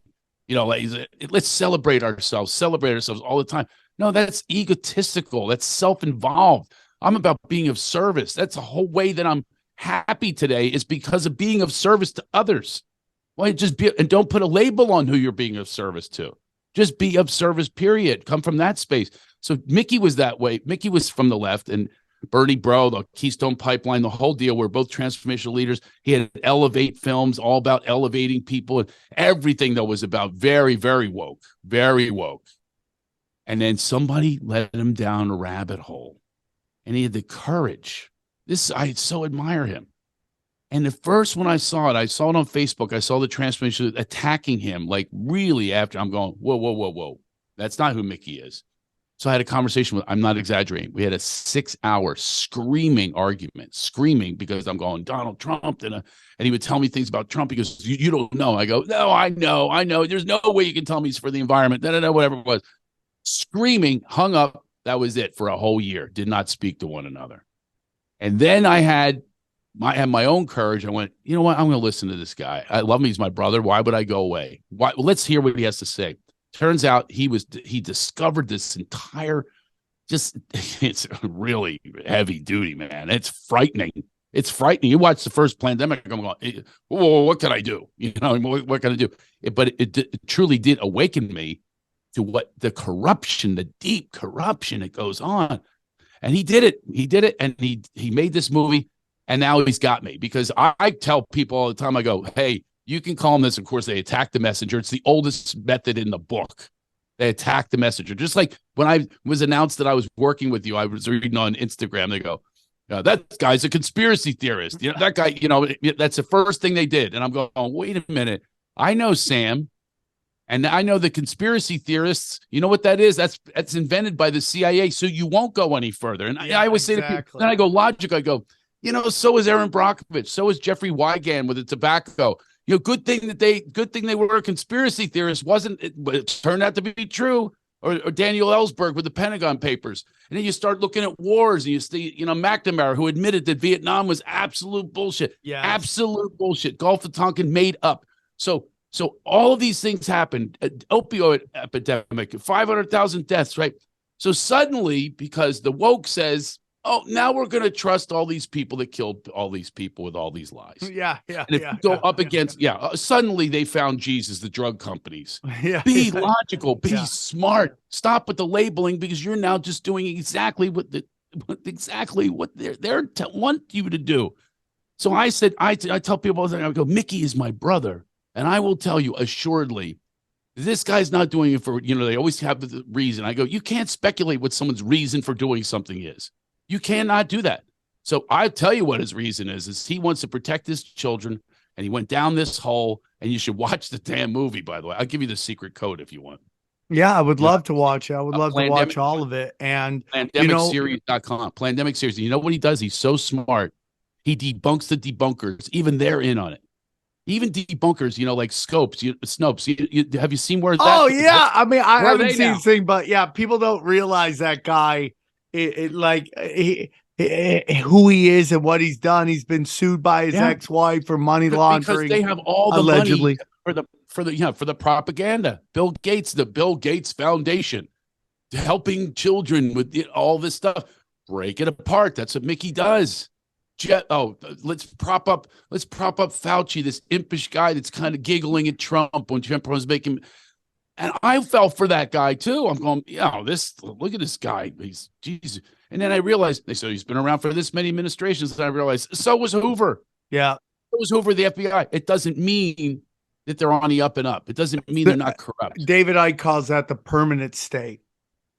Like, Really? the passing by state doesn't matter. It's the permanent state. Like Bill Barr's been there forever. Dick Cheney was there. Rumsfeld. All those guys are there for multiple administrations. They're the permanent state. But going back to the conspiracy theories thing, it's like, you're totally right. It's like, when I was coming up with the name of this podcast, which is Tinfoil Hat, I was like, I want to take the term that was the most demonized term. And I go, okay, I'm going to take that and just own it. And like, people gave me so much crap about it because they're like, dude, no one's going to come on the show. And like, little did I know, it's like why the show gets so many listeners is because people know exactly what it is. And they know what they're watching, what they're looking for. So they find it. And like, it has caused me a lot of chaos in my life. My mother, who I love with all my heart, was not very happy with me and the things I was saying during the height of COVID and all that stuff. I got a lot of crap when, my brother called me up one time when I posted a picture of me flipping off George Bush Sr. statue at the Houston airport, because like all the stuff, all the death and destruction that the George Bush death cult has caused to this country. And like, I got so much crap for that. And my family loves me and I love them, and I wouldn't change families for $1 bazillion. But it's like, that's what like that moment caused. It was like within the family, people were fighting over stuff because we were just being inundated with all this propaganda, and like all these institutions that we grew up respecting had betrayed us because, they were set up for this moment. This is the moment. For a very long time, they've been setting this up, building this credibility with them so that when they needed it, they try to point us in a direction. And luckily, there was a bunch of people like your friend who made the movie. And like, Plandemic was like really started to open up people's eyes going, why are they banning this movie? Like, why did they take it down? Why did they take it down? They did the same thing with the movie. And I thought it was brilliant. And it lasted just like a week. And I happened to see it in the movie theater, Vaxxed. Yeah. I was years ago. This is way before the pandemic, Vaxxed. And I'm watching the movie, and here's what people, I just don't understand how they don't have logic. When you're seeing before your eyes, Mickey puts things before your eyes of people speaking these things. They said these things. They predicted these things. They actually he does a deep dive where he says, oh, these people own patents and they own trademarks and they benefit financially from selling whatever they're selling, which is and I'm watching this movie Vax. I'm going, why would they ban this thing? These are people with actual stories. This happened. You can't deny this. By the way, I'm going to give a little tip to stand up. This is how I got really good. It was the day that I started sharing just experiences, because you can't deny it. So like today, I'm talking about my experiences. I used to be in a lab. My experiences, I'm Mickey's brother. My experiences, we argued and didn't speak to one another. These are my experiences. My experiences, I saw Aaron Brockovich and I watched that and I unpeel it and I go, wait a minute, that's a conspiracy theorist. These aren't theories that I have. I'm living this life, and that's what I share on stage. And now it's come to the point where this is where my life is. My life has come to this place where I'm going, wow, I really love being in truth. And this is my truth. And so you can't deny that this is my experience. And that's the whole secret to comedy for me is I'm not telling opinions. Now, a lot of people do. They have an opinion, but their opinion is formed by an echo chamber that you are a member of. I couldn't agree more. So I don't watch the news anymore. I literally do not watch the news. I was addicted to the news when everything is about Donald Trump. I said, why don't you be smart and realize you made Donald Trump? The same people who despise him made him. You gave him free publicity. That's my experience of it. I'm going, wait a minute. I'm experiencing this on a daily basis. This is my whole diet was Donald Trump, Donald Trump, Donald Trump. And I thought he was guilty, guilty, guilty, guilty. And then I stepped back and I had this realization. I'm going, wow, you are giving this guy free publicity. He's working you stupid ass. And now when I can't even get away from the whole indictment and the rest, all this. I can't even get away from it. I try not to watch anything, but it comes up. It's a lure too. Here I'm dedicated not to watch the news, and even it sucks me. And I go, he was arrested. I'm going, okay, I'm gonna go look at a video and see if he really was cuffed. I was like a little fascinated by it. I go, yeah, really? I mean, we are addicted to fight and flight. We are addicted to it. Yeah, and it is powerful. It is this thing that fits into what I've been talking about in the show, which is like we have basic needs: food, shelter, clothing. But another need that nobody talks about is purpose. We really need purpose. And when you are born into a world where everything is taken care of, which doesn't sound like your life at all. And I mean, I was blessed. I had two parents that took care of me, and but nothing was ever handed to me, and I had purpose. Well, when you wake up with everything given to you all the time, you search purpose. You look for other people's purpose as your purpose, and this need for fight and flight. And we have these people that take on these these kind of windmills like Don Quixote. They're fighting these windmills, acting like they're monsters. In reality, they just give them purpose. And most of these windmills that they're fighting never have a goal line. There's never going to be a point where they're like, we've solved racism, we've solved the environment, we've solved hell. Yeah. It never ends. It's never meant to, because of their intolerance. Because they can't listen to you. If you have an opposing opinion, you are immediately a Trumper. And I say to them, whoa, I'm the opposite. The reason I don't like Donald Trump is he doesn't share my values. That's it. That's my personal experience. Doesn't share my values. Met the guy personally, so that's my experience. And met the guy personally, doesn't share my values. I saw what he did in Atlantic City. Same promises, same I'm going to change. So that's my experience. But I never thought that it could happen to my liberals. I never thought this. It's unbelievable. And now this awakening. By the way, the woke problem that I might have is the arrogance. You say woke. I can't even understand how about you call yourself compassionate? How about you're empathetic? I'm down with that. And that's what I am, right? I'm an empathetic guy. So I'm not saying you're not. So woke means that there's so much to that word. It says, I will deem what is appropriate. I will deem who's marginalized.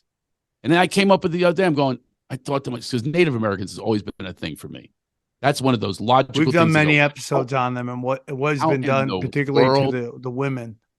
Why in the world do we not ever look at that? I think it's such a shame. I'll tell you, Craig. I'll tell you why they do that. It's because they can't spin that in to a diversity showcase, into a writing gig, into forcing these comedy clubs to give them spots. There's nothing. It's my, I was watching Jimmy Dore the other day, and he had oh fuck, what's his name on? Anyways, the really great comic days on, and it's late, so I'm forgetting his name, and I think he's freaking brilliant. But Kurt Metzger, there we go. Kurt Metzger, and Kurt Metzger brought up that, like, why in this really politically correct world that Hollywood has created, why are they okay with, like, openly acting like they worship Satan and pedophile? He didn't talk about this, but this is part I'm adding, personally, pedophile jokes and all these pedophile shit. And I go, well, because kids can't cancel these people. That's why kids can't come together and march and get you kicked off a show. They have no power. If we want to talk punching up and punching down, which I don't get into, but if we're going to, there's no bigger punching down than hurting children. And the fact that this town, which has taught us that, has at gunpoint again forced us to think about microaggressions of male toxicity, are okay with the sexualization of children. When, listen, I'm like, I learned something about you and what you went through as a kid, and you and I are in recovery. I don't want to blow up your spot. We won't get too much into that, but I go to a lot of meetings all the time. And when I hear, every share involves what they went through as children. And yet these people are okay of hurting of doing this stuff to children. It's like, why is that liberal minded? Like, what is that about you? Because it's the only thing that is dangerous and edgy that can't get you canceled. And it's just this desire to push the envelope. In reality, kids get hurt in real life, man. And I don't know why it's woke to do pedophile jokes. I don't understand that. Now, I will defend your right to do those jokes, because I don't believe in censoring. Okay. Now you could say something and somebody comes up and punches in the face. That's not, free of consequences. Okay. But, I will defend your right to say something. And people should be able to share their experiences. I had an experience that I would never wish on anyone. I was kidnapped for 5 days to a ghetto hotel by a serial pedophile. Now, the reason I say this, do you talk about that? No. That's incredible. But I don't talk about it on stage, but I do talk about it in my book. I talk about it in different situations, and people can't even hear me say it. They turn their heads, and I'm telling them, I'm saying this. You have to talk about that. To the people who hide it, who become homeless, who become drug addicts, who become, spousal abusers. They become because they couldn't share. My mom said, don't tell anyone when I got back from the kidnapping. Don't you tell this to anyone. I held on to that for a long time, and I drank, and I tried to commit suicide. I tied these neckties over it, and I put them over a door, and I hooked it up to my to the doorknob, and I'm hanging there choking. And I made a little noose and everything. I'm 13 years old. I just gotten back from this horrible trip, and I'm dangling there, and my mom walks in. This is so typical of my mom, like a little self-obsessed, and we're very poor. So she walks in and she goes, "What are you doing?" I go, She goes, "What are you doing?" "Those are new neckties." "I just bought those for you. Get up." It's like,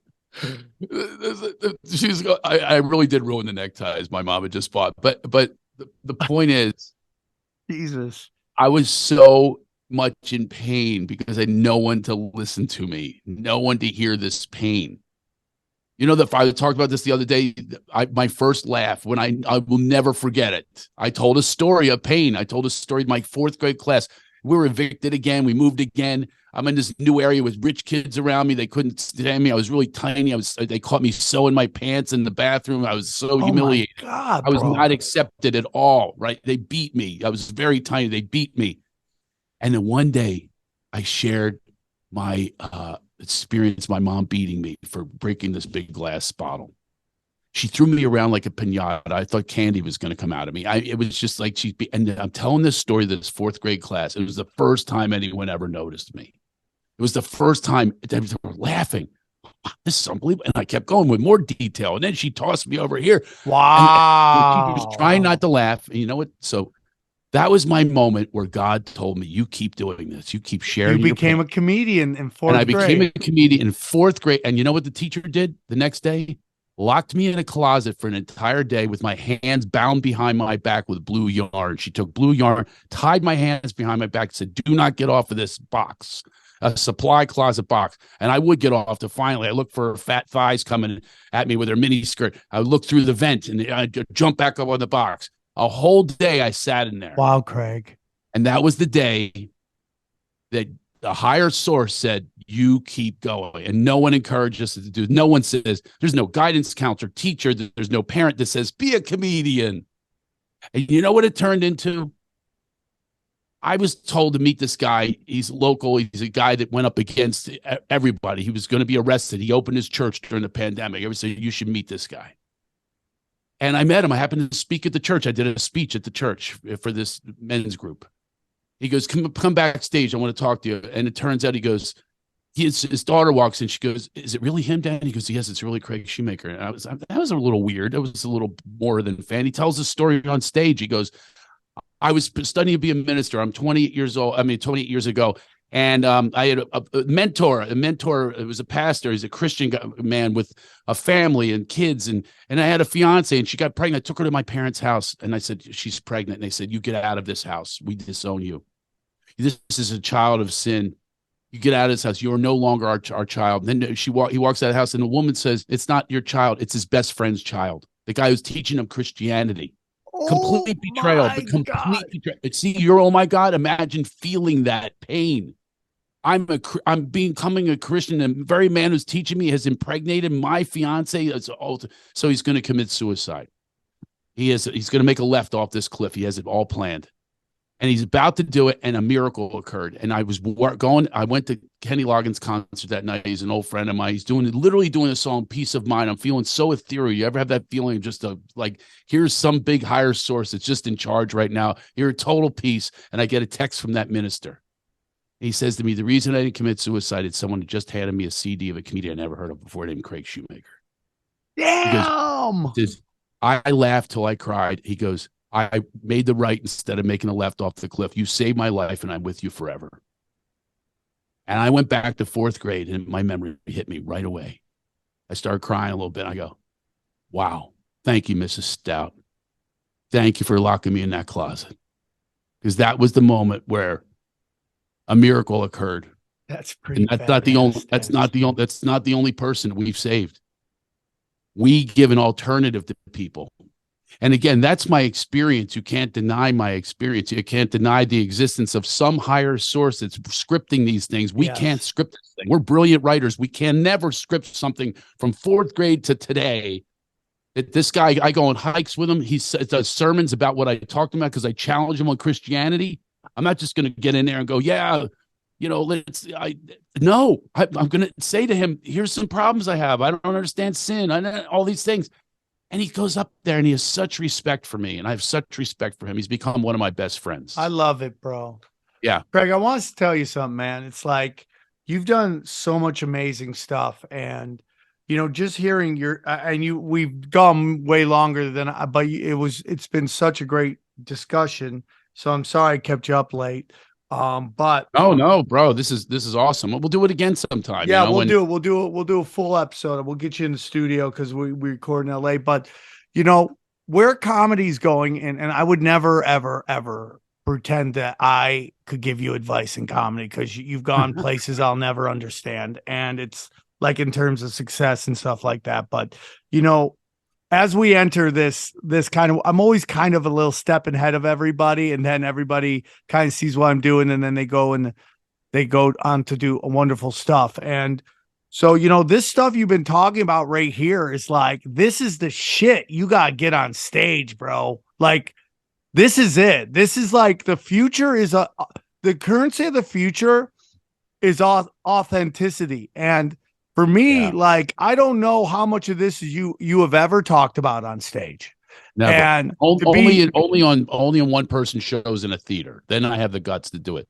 I will admit, and you got to do it, man. You got to. The reason I asked you, the very first person I ever asked when I said Unwoke AF, and people went, I have a great symbol for it. I have a teammate now. I have teammates now that are going to put this on tour. The very first person was you. And I don't know you that well, but you're the first person because of your courage. So I admire your courage and listen, if we compare careers, it doesn't matter. It doesn't matter how far I went and all that stuff. Thank you. I appreciate that. It's always wonderful to hear that from a peer. I walk in some places and I'm nervous, it's not my lane or not my race to do a short set. I'm used to doing the headline set. And I walk in and gradually it's starting to happen for me where I'm feeling better, where they go, hey man, you're OG. Of course I know who you are, because I assume that no one does. But I will tell you from afar that I know who you are. And that's the first call that I made on this Unwoke tour. I appreciate it. And it's the first we're doing this tour, and it's going to become. I did a show with you in the Valley. I felt like did so bad. I ran off. I was like, I just bombed in front of my friend. I felt so bad. I was like, oh man, that was so weird. Let me tell you that. Well, I don't have to dissect that, but the reason you bombed is you kept telling them you were bombing. That's like comedy 101. Why is he telling them that? I get told not to say that. It's this weird mind trick I try to do with people.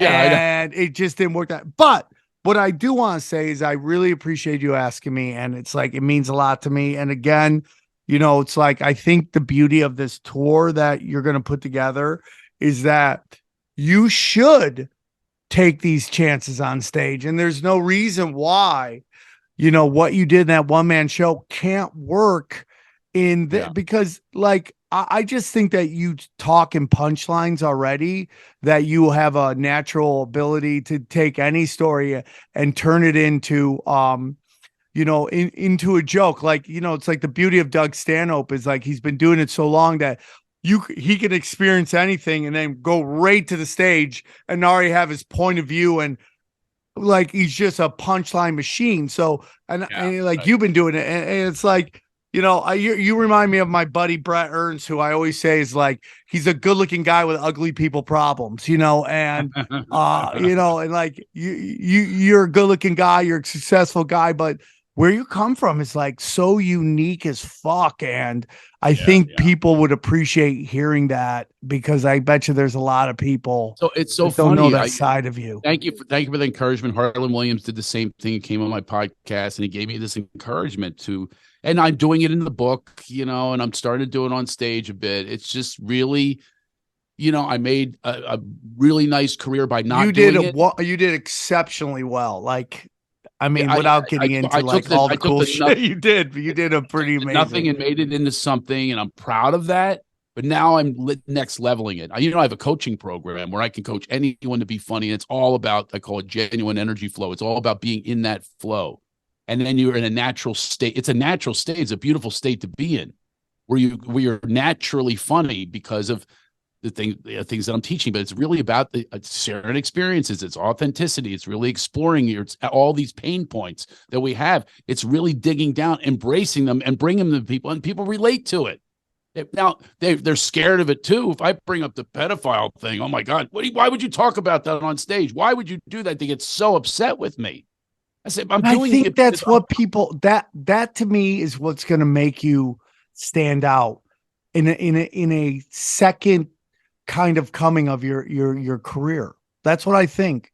And it's like the one thing I want to really push back on if I'm blessed enough to go on tour with you and do some dates, and even in my own dates, is that like the notion of like everything's got to be a laugh every 2 seconds, and this this kind of like this I don't know what I want, this infection that has spread where like everything has to be pop comedy. It's like my biggest problem with Hollywood, not Los Angeles, but Hollywood comedy, is that everything's got like anybody that isn't having a good second every 2 seconds is like there's something wrong. And I grew up watching people take real chances on stage. And it wasn't always pop comedy laugh every 2 seconds, but it was like an experience of like, I'm talking some real shit, and real shit takes time to digest. So if it isn't every 2 seconds, just because they're not laughing doesn't mean they're not entertained. And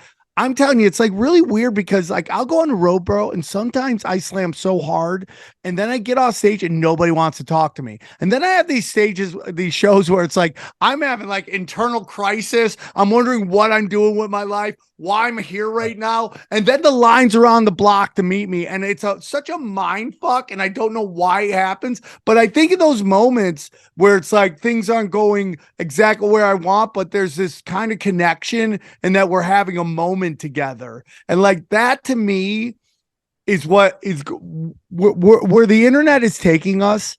And we're seeing this death of this political correctness because of, shit that you want to do, stuff that my buddies like Rogan and the guys in Legion of Skanks have done is like this kind of like, hey man, we're going to have some real shit going on here. We're going to have some real conversations and you're going to have a moment of laughter. You're going to get angry at some stuff. You're going to cry at some stuff, but you're going to feel something. And at the end of the day, you're going to get more bang for your buck than you've ever gotten before. And you're going to know who I am. And I'm going to understand who you guys as a crowd are. And I think that's the future. And that's why I think you got nothing to lose, brother. And you should just go up there and just the little conversation you've had right now is so entertaining. I don't think anyone wouldn't be absolutely amazed at like the balls and authenticity that you would display on stage doing what we're talking about right now. Yeah, you're right. It and I do have this thing where I have to, I'm so used to punchlines. I'm so used to killing. And you'll figure out to do that. You'll figure out how to do that. There's got to be some, and it's in my mind. Look, if I'm on a stage, I'm doing a one-person show. I remember I did a one-person show one time, and my friend Skeeter was in the front row. He goes, and I go, Skeeter, I just talked about. He was so used to laughing at me, he thought there was a punchline that I got kidnapped. He's So I go, oh, wrong place, But there could be humor in that. Of course, there can be, but it's the stage that it's on that I have to get over my blocks. Yeah, I get it, dude. Punchline. I'm a trained boxer. Bam, bam, bam. I'm just going to pummel you with somebody. These people told me last night, I did a quick set. They said, it's the greatest comedy I've ever seen in my life. That's what they said to me. But you know what that had to do with? I wasn't up there going, my father's a cult leader and I just found another sister. And then I think it's great, bro. And I think it's like, you're in a great place because you can experiment with the credibility that you have in the community and all that stuff. And I think you can find these little venues where it's like working on new shit and kind of explore it. And I think people are going to really like what you're doing. I'm not going to keep you up much longer. Craig, one more time. The show's Saturday night. Tell us one more time. Just about sold out. Which I'm very happy about. This is the first Unwoke show, and it's going to go on tour, and it's going to be, in theaters and things like that. So the very first one, this is our inaugural Bon Voyage. Here we go. We're off and running here. You, me, and Kate Quigley. I might have a guest set of somebody, and this is not going to be my normal set. I can't wait, dude. This is going to be, even the Love Master, by the way, is unwoke. Is woke, not unwoke.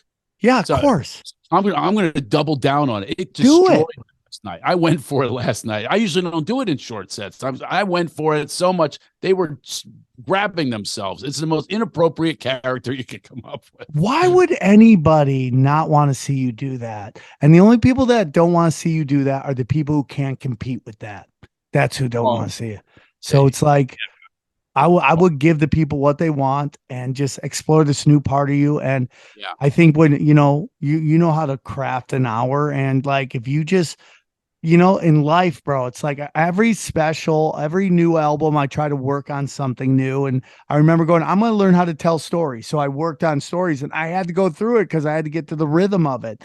And, you can do it, dude. And like, it's going to be fun to watch. And, this kind of like the dark side that made the Love Master is going to be the thing that really people and dude, to have all the success you have at this point in your career and have all this shit that you didn't talk about to be able to go into is like such a blessing. It's like there's all these more years you have of comedy, of like talking about all the shit you went through and all the stuff you never really wanted to talk on because maybe at the time coming up in Hollywood when did you start comedy? Like we know in fourth grade, but when did you really start? 17. I was junior year in high school. What year is that? 80s, 90s? What is that? Yeah, I've been all through the 80s. Okay, so to start in the 80s, dude, really and like be able to be in the 2023 to be like, I got all this shit I haven't talked about is like such a blessing, and it's like everything works out the way it's meant to. Look what Callen did. He literally had an album where one side was his old self, and that was the bravest move in history. Yeah, I'm excited to see it. Yeah, I mean, that was a really, really brave move. And he had a family. And that's the thing. I have 4 kids to support. You can't do certain things at a corporation, that's for sure. Yeah, you have that in the pocket. I got this corporate act, but this is the act that's going to be underground. This is the one that's going to be helping people. This is the one that's going to inspire people. And that's what I want to do. It's more purpose-filled. That's why I'm doing this coaching program. I have a course that I created. I love this course. The greatest thing I've ever done, by the way, and I've got some pretty good achievements. Greatest thing I've ever done because it's bringing out other people's sense of self, their sense of humor. It's a development of it, and it's their authenticity all being brought out at a time where we were locked down. Our souls have been ripped from us. The truth has been ripped from us, and this is a chance to get to your own truth. Really expose these things, these regions that you're frightened to go to. And that's what I'm about now. It's switched, and now it's being of service. I tell people, they say, you get nervous? I go, no, because I'm of service to the people out there. I'm not of service to my ego. I don't need that anymore. I don't need the waitress's number anymore. Well, now that I might be single again, I might need the number. But anyway, I love it, dude. I love it. My wife left with a cult leader. My wife left suddenly, and our family were dealing with it. And the irony is, my dad was a cult leader running mule rides. Dude, you are so interesting. You're such an interesting guy. You have crazy ass stories. Crazy. You're blessed. My nickname is Shoe. They go, only you, Shoe. Only you. I love it. I go my book that only you, Shoe. Well, thank you for doing this this almost hour, 15-minute interview. And it'll be 15 minutes, man. It's almost an hour. When does it go up? Sorry, it was a great conversation, and I hope that if you listen to this, you're in the LA, Southern California area. If there's still tickets available, grab it. I'm excited to see and work with both everybody in the show and whoever the guest spot is. It's going to be a lot of fun. So thank you for coming on. I'm not sure if we're going to have some highlights from some other episodes. If so, hang out for the highlights that Johnny's going to add to the end of this interview. And if not, thank you guys. Go to samtripoli.com for all my dates and all that stuff. And I appreciate you guys listening to this emergency episode, and we will talk to you soon. Take care. Have a great day. Here's a clip from the latest Broken Sim. Well, let's get in it right here. Oh, we're in it. I'm Bob Dylan, welcoming you to Broken Simulation with Sam Tripoli. Who is that? Bob Dylan. Who's that? Bob Dylan. Who's Bob Dylan? Bob Dylan. It's just, it doesn't know how to say Bob Dylan. Hello, I'm Bob Dylan. So stupid. I was supposed to play that. All these guys call in and just wish us luck. People love this show, dude. I mean, Johnny, do you think this is a big show for celebrities? Johnny, do you think it's the fact that we've had so many celebrities on the show is why we made it into the top 200 of comedy on Apple Podcast? Yeah, I believe 2 weeks in a row. Here. 2 weeks in a row. After a lifetime of murder and destruction, now I mostly listen to podcasts. Okay. My favorite is very podcast. Without further ado, let me welcome you to Broken Tripoli and Johnny Woodard. Yeah. See, Johnny, you know. And the simulation with Tripoli and Shizana. You know. Sandwich Tripoli. That's a pretty good I love it. Sandwich Tripoli is the best. Sandwich Tripoli is the best. AI George Bush gave you a nickname, dude. It's Sandwich Tripoli. Sandwich Tripoli. I'm all in. We got Juicy Johnny and Sandwich Tripoli. Is that because I'm fat, AI George Bush? Well, word is George Bush is drinking a lot. Oh, really? Because of Dick Cheney. Dick Cheney ruined his name, so he's like, he's like worried about his legacy. Oh, yeah. Well, his legacy's done. He can't even go to a game without people moving him. Now, I guess. Yeah, now he's drinking hard. He's hitting the sauce. His granddaughters still look like they got the downs. Like, are they hot downs people? Have you ever seen the Bush No, I haven't. granddaughters? No. They look like oh no, it's his daughters. Sorry. His daughters are kind of cute. They look like hot downs chicks. Have you seen this like influx of hot downs? Oh, I mean, only from XG's Instagram. Yeah, right? It's like, I mean, no, they're not bad, dude. Oh, yeah, come on. That one looks like hot downs. Well, you just mean because she's got a big forehead, the one on the right. No, not her. The other one looks hot down. She just looks like George Bush with a wig on. Is what No, she looks like, look at that. Come on, dude. She looks like George W. Does that Bush. look like the hottest downs you've ever Oh, seen? look at this. Look at the little close there. Yeah, the one's hot. The other one's downs. The other one's hot downs. She looks like her father, dude, with a Okay, wig. Johnny, she looks you have just your like her story. dad. I have mine. I mean, that's not Okay. better. That's certainly Johnny, not better. you have your story and I have mine. Guys, I don't even know when this is coming out. When's it coming out? Just sometime. Sometime. Hopefully tomorrow. We're trying, guys. Daddy had to go on the road and rock San Diego. Had great shows. Fridays was weird. They're like, I don't know why there's not a ton of people here. Friday? Really? Friday. 2 great shows Saturday, great shows Thursday. Were you worried going into Saturday? Like after the Friday? I mean, like, I don't know, man. You know, I am who I am, dog. You know, people want to get shredded. But I do get blown away when I get off stage after the show and the staff is like, great show, bro. Because I am trying to start a riot every time I'm on stage. I am trying to push it with I'm not trying to be edgy. I'm not edgelord. I'm just being really honest, and the truth scares people. What if you do start a riot someday? Hey, man. Would that be good? Would you be kind of happy about that secretly? Like, Yeah, I mean, like sometimes I remember when we talked about the interracial couple who was mad at my gay jokes. Yeah. And I was literally like, dude, today's the day we find out if Krav Maga is real. Which one were you more worried Johnny, about? The woman or the man? update. I just passed my first test in jiu-jitsu to get I have 2 more till I get my first stripe.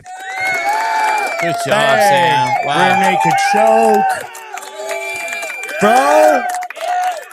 Mexicans are so cool. They love to help you with jiu-jitsu. All Mexicans? All these in the class. They're really nice. It is all Mexicans. It is great. It's just Mexicans. That's so fun.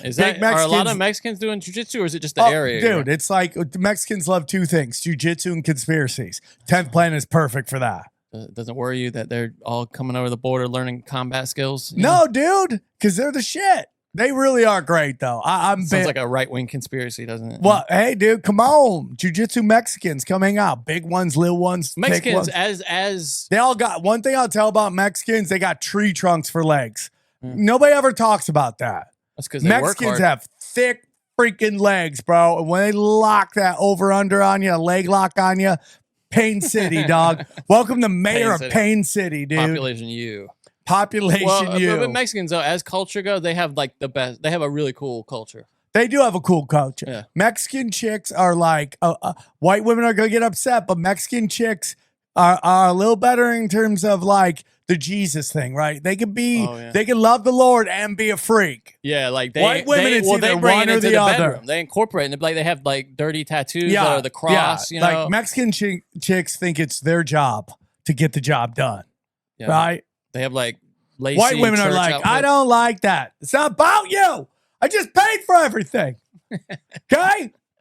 I like that. I like that music too that they listen to with the, like they play the Dodger games. Oh, dude, I how love much that shit, ass does that guy get? Oh, that big guy that runs the fluffy looking dude. Yeah, he crushes. He just sings and everyone dances. Well, that's where he is when they're not playing music. He's just in the bathroom. He's got a wailing room. chicks. He's like, I need a room. I need people to leave me alone. Okay. And there's going to be women going in and out. Just put me a mattress In on the and floor out. and a lot of Gatorade. Do you think bro. the women are like, no, with the hat on?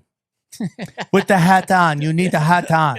Yeah, what That's is that the guy's only name? way. And he just got, and the whole time he's just going, hi, Is that called mariachi? Is that what that's called? Yeah. Just, What dude, is that guy? mariachi is the jam, bro. You know I love the mariachi. I love it. I really do like it. Like anytime I'm in an Uber with Mexican guys playing that shit, I'm like, crank it, bro. Dude, I love mariachi. Because it sounds like your grandpa's singing about love, and what he's really singing about is just like, you're a drug mule. You better get that coke into the country. Cutting people's heads off. Bro. Yeah.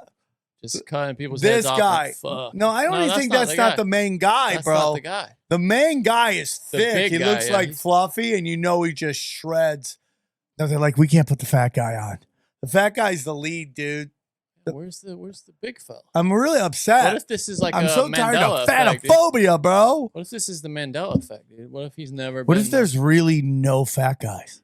that would be something. Look, they don't even show them. Where What is if this guy got fired? Dodgers, let's go Dodgers. 3, 2, 1.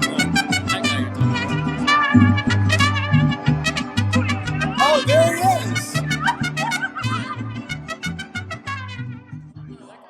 And here's a quick sneak peek of Conspiracy Social Club. Enjoy. Well, what happens is museums get duped. It happens all the time. Oh, okay. They get duped. Yeah, by they got duped con by men. NASA. They get, That's no, what no. happened. They get duped by. Yeah, it's con like, hey, here's this moon rock. Oh yeah, it's just shitty wood. I don't know.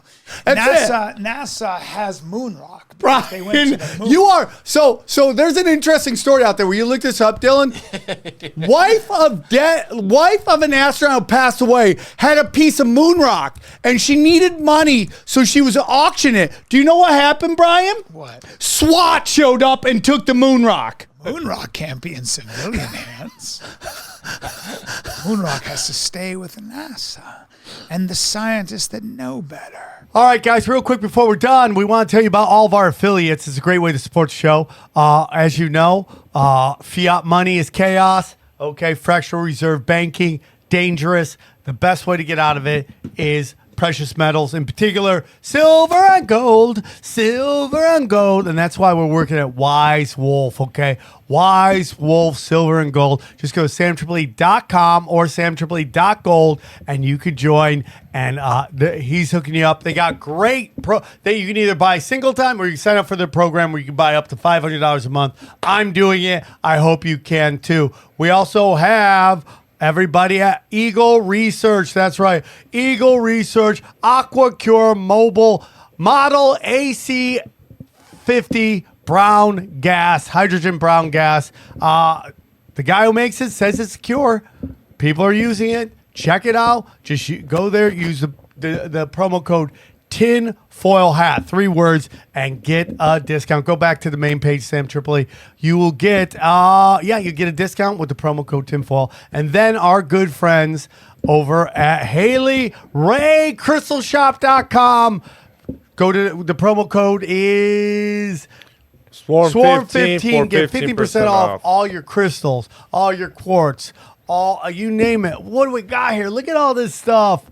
All this stuff, all the best. You can do it right there. It's all part of the best crystal shop on the internet. Jewels, bracelets, clusters, you name it. Oh, look at that. Look at that.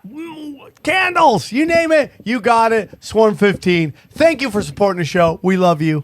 And thank you so much for your support. Check out this clip from the latest Cash Daddies. Don't have my accounts in major banks. I know a lot of people, when there was after the Silicon Valley Bank and what happened to FTX and Silvergate, a bank I used to wire for Bitcoin, after they went under, people started pulling out money from regional banks and putting them in the larger banks. And I thought, well, have you ever heard of Washington Mutual? Have you ever heard of Lehman Brothers? Be careful. There was people that thought those banks were too big to fail as well, but they got gobbled up. So, always be skeptical of the bank. I'm not saying don't have a bank account. You definitely need one. Those were people with mostly investment. That was an investment bank for the most part. Right. But yeah, I mean, Sam, like for your age, Sam, if you went to an advisor and, this is according to modern portfolio theory, he'd probably say, put 50% of your money in stocks, 20% in bonds, 10%, 5 to 10% in gold or metals, 10% cash, because in a money market fund, or in your case, under your pillow, and maybe 10% in like real estate. 10% Right. in real estate. That's 10% of real estate in LA. Good luck on that. 10%. Well, real estate could be investing in, shopping malls, hospitals, storage. You could, that real estate storage spaces. We talked about that in a show. Storage, public storage is a great way to earn passive income. That's, and that biggest problem with public storage is finding land now to put it on, because there's not a lot of it. And you made a great point with, banks love us to buy houses or real estate, especially with that nice 8% interest rate right now. Well, yeah, well, at least it's not 1980. Paul Volcker, the head of the Fed at the time, the inflation was so bad they had interest rates at 17% when you bought a home. But I will say, for those who are studying the Fed and interest rate hikes, what you may not know is Jerome Powell has actually moved it faster than anybody in history. It's just not that number yet. Paul Volcker did it over like 5 or 6 years, through Jimmy Carter and into Ronald Reagan. They finally got it somewhat under control. There was a big separation of value when the dollar was taken off the gold standard. So, yeah, I agree with you. I mean, I think you should have a healthy balance. I mean, even with me in the precious metals business, I don't tell people to put all their eggs in one basket. I just know that I know history. I know that when you have a fiat currency, when it's reaching its end, when the currency's been debased, it's called Gresham's Law. You have Gresham's Law, which is bad money drives good money out of the system, and it goes into hiding. Well, it comes back when the fiat currency, the debased currency, has run its course. And right now, we have something called Triffin's dilemma. I don't know if you've ever heard of this. Was in the 1960s. They had an economist named Robert Triffin in front of the Congress, and he was going over like what happens when, because we've stocked all these central banks around the world. That he knew we had debased our coins. We had taken the silver out of the coinage after JFK. And his dilemma was, what happens when these dollars are We go deep, homeboy. Aaron, open your mind. Drink from the fountain of knowledge. There's lizard people everywhere. That's some interdimensional shit. Wake up, Aaron. This is only the beginning. Dude, you just blew my mind. Tinfoil hack.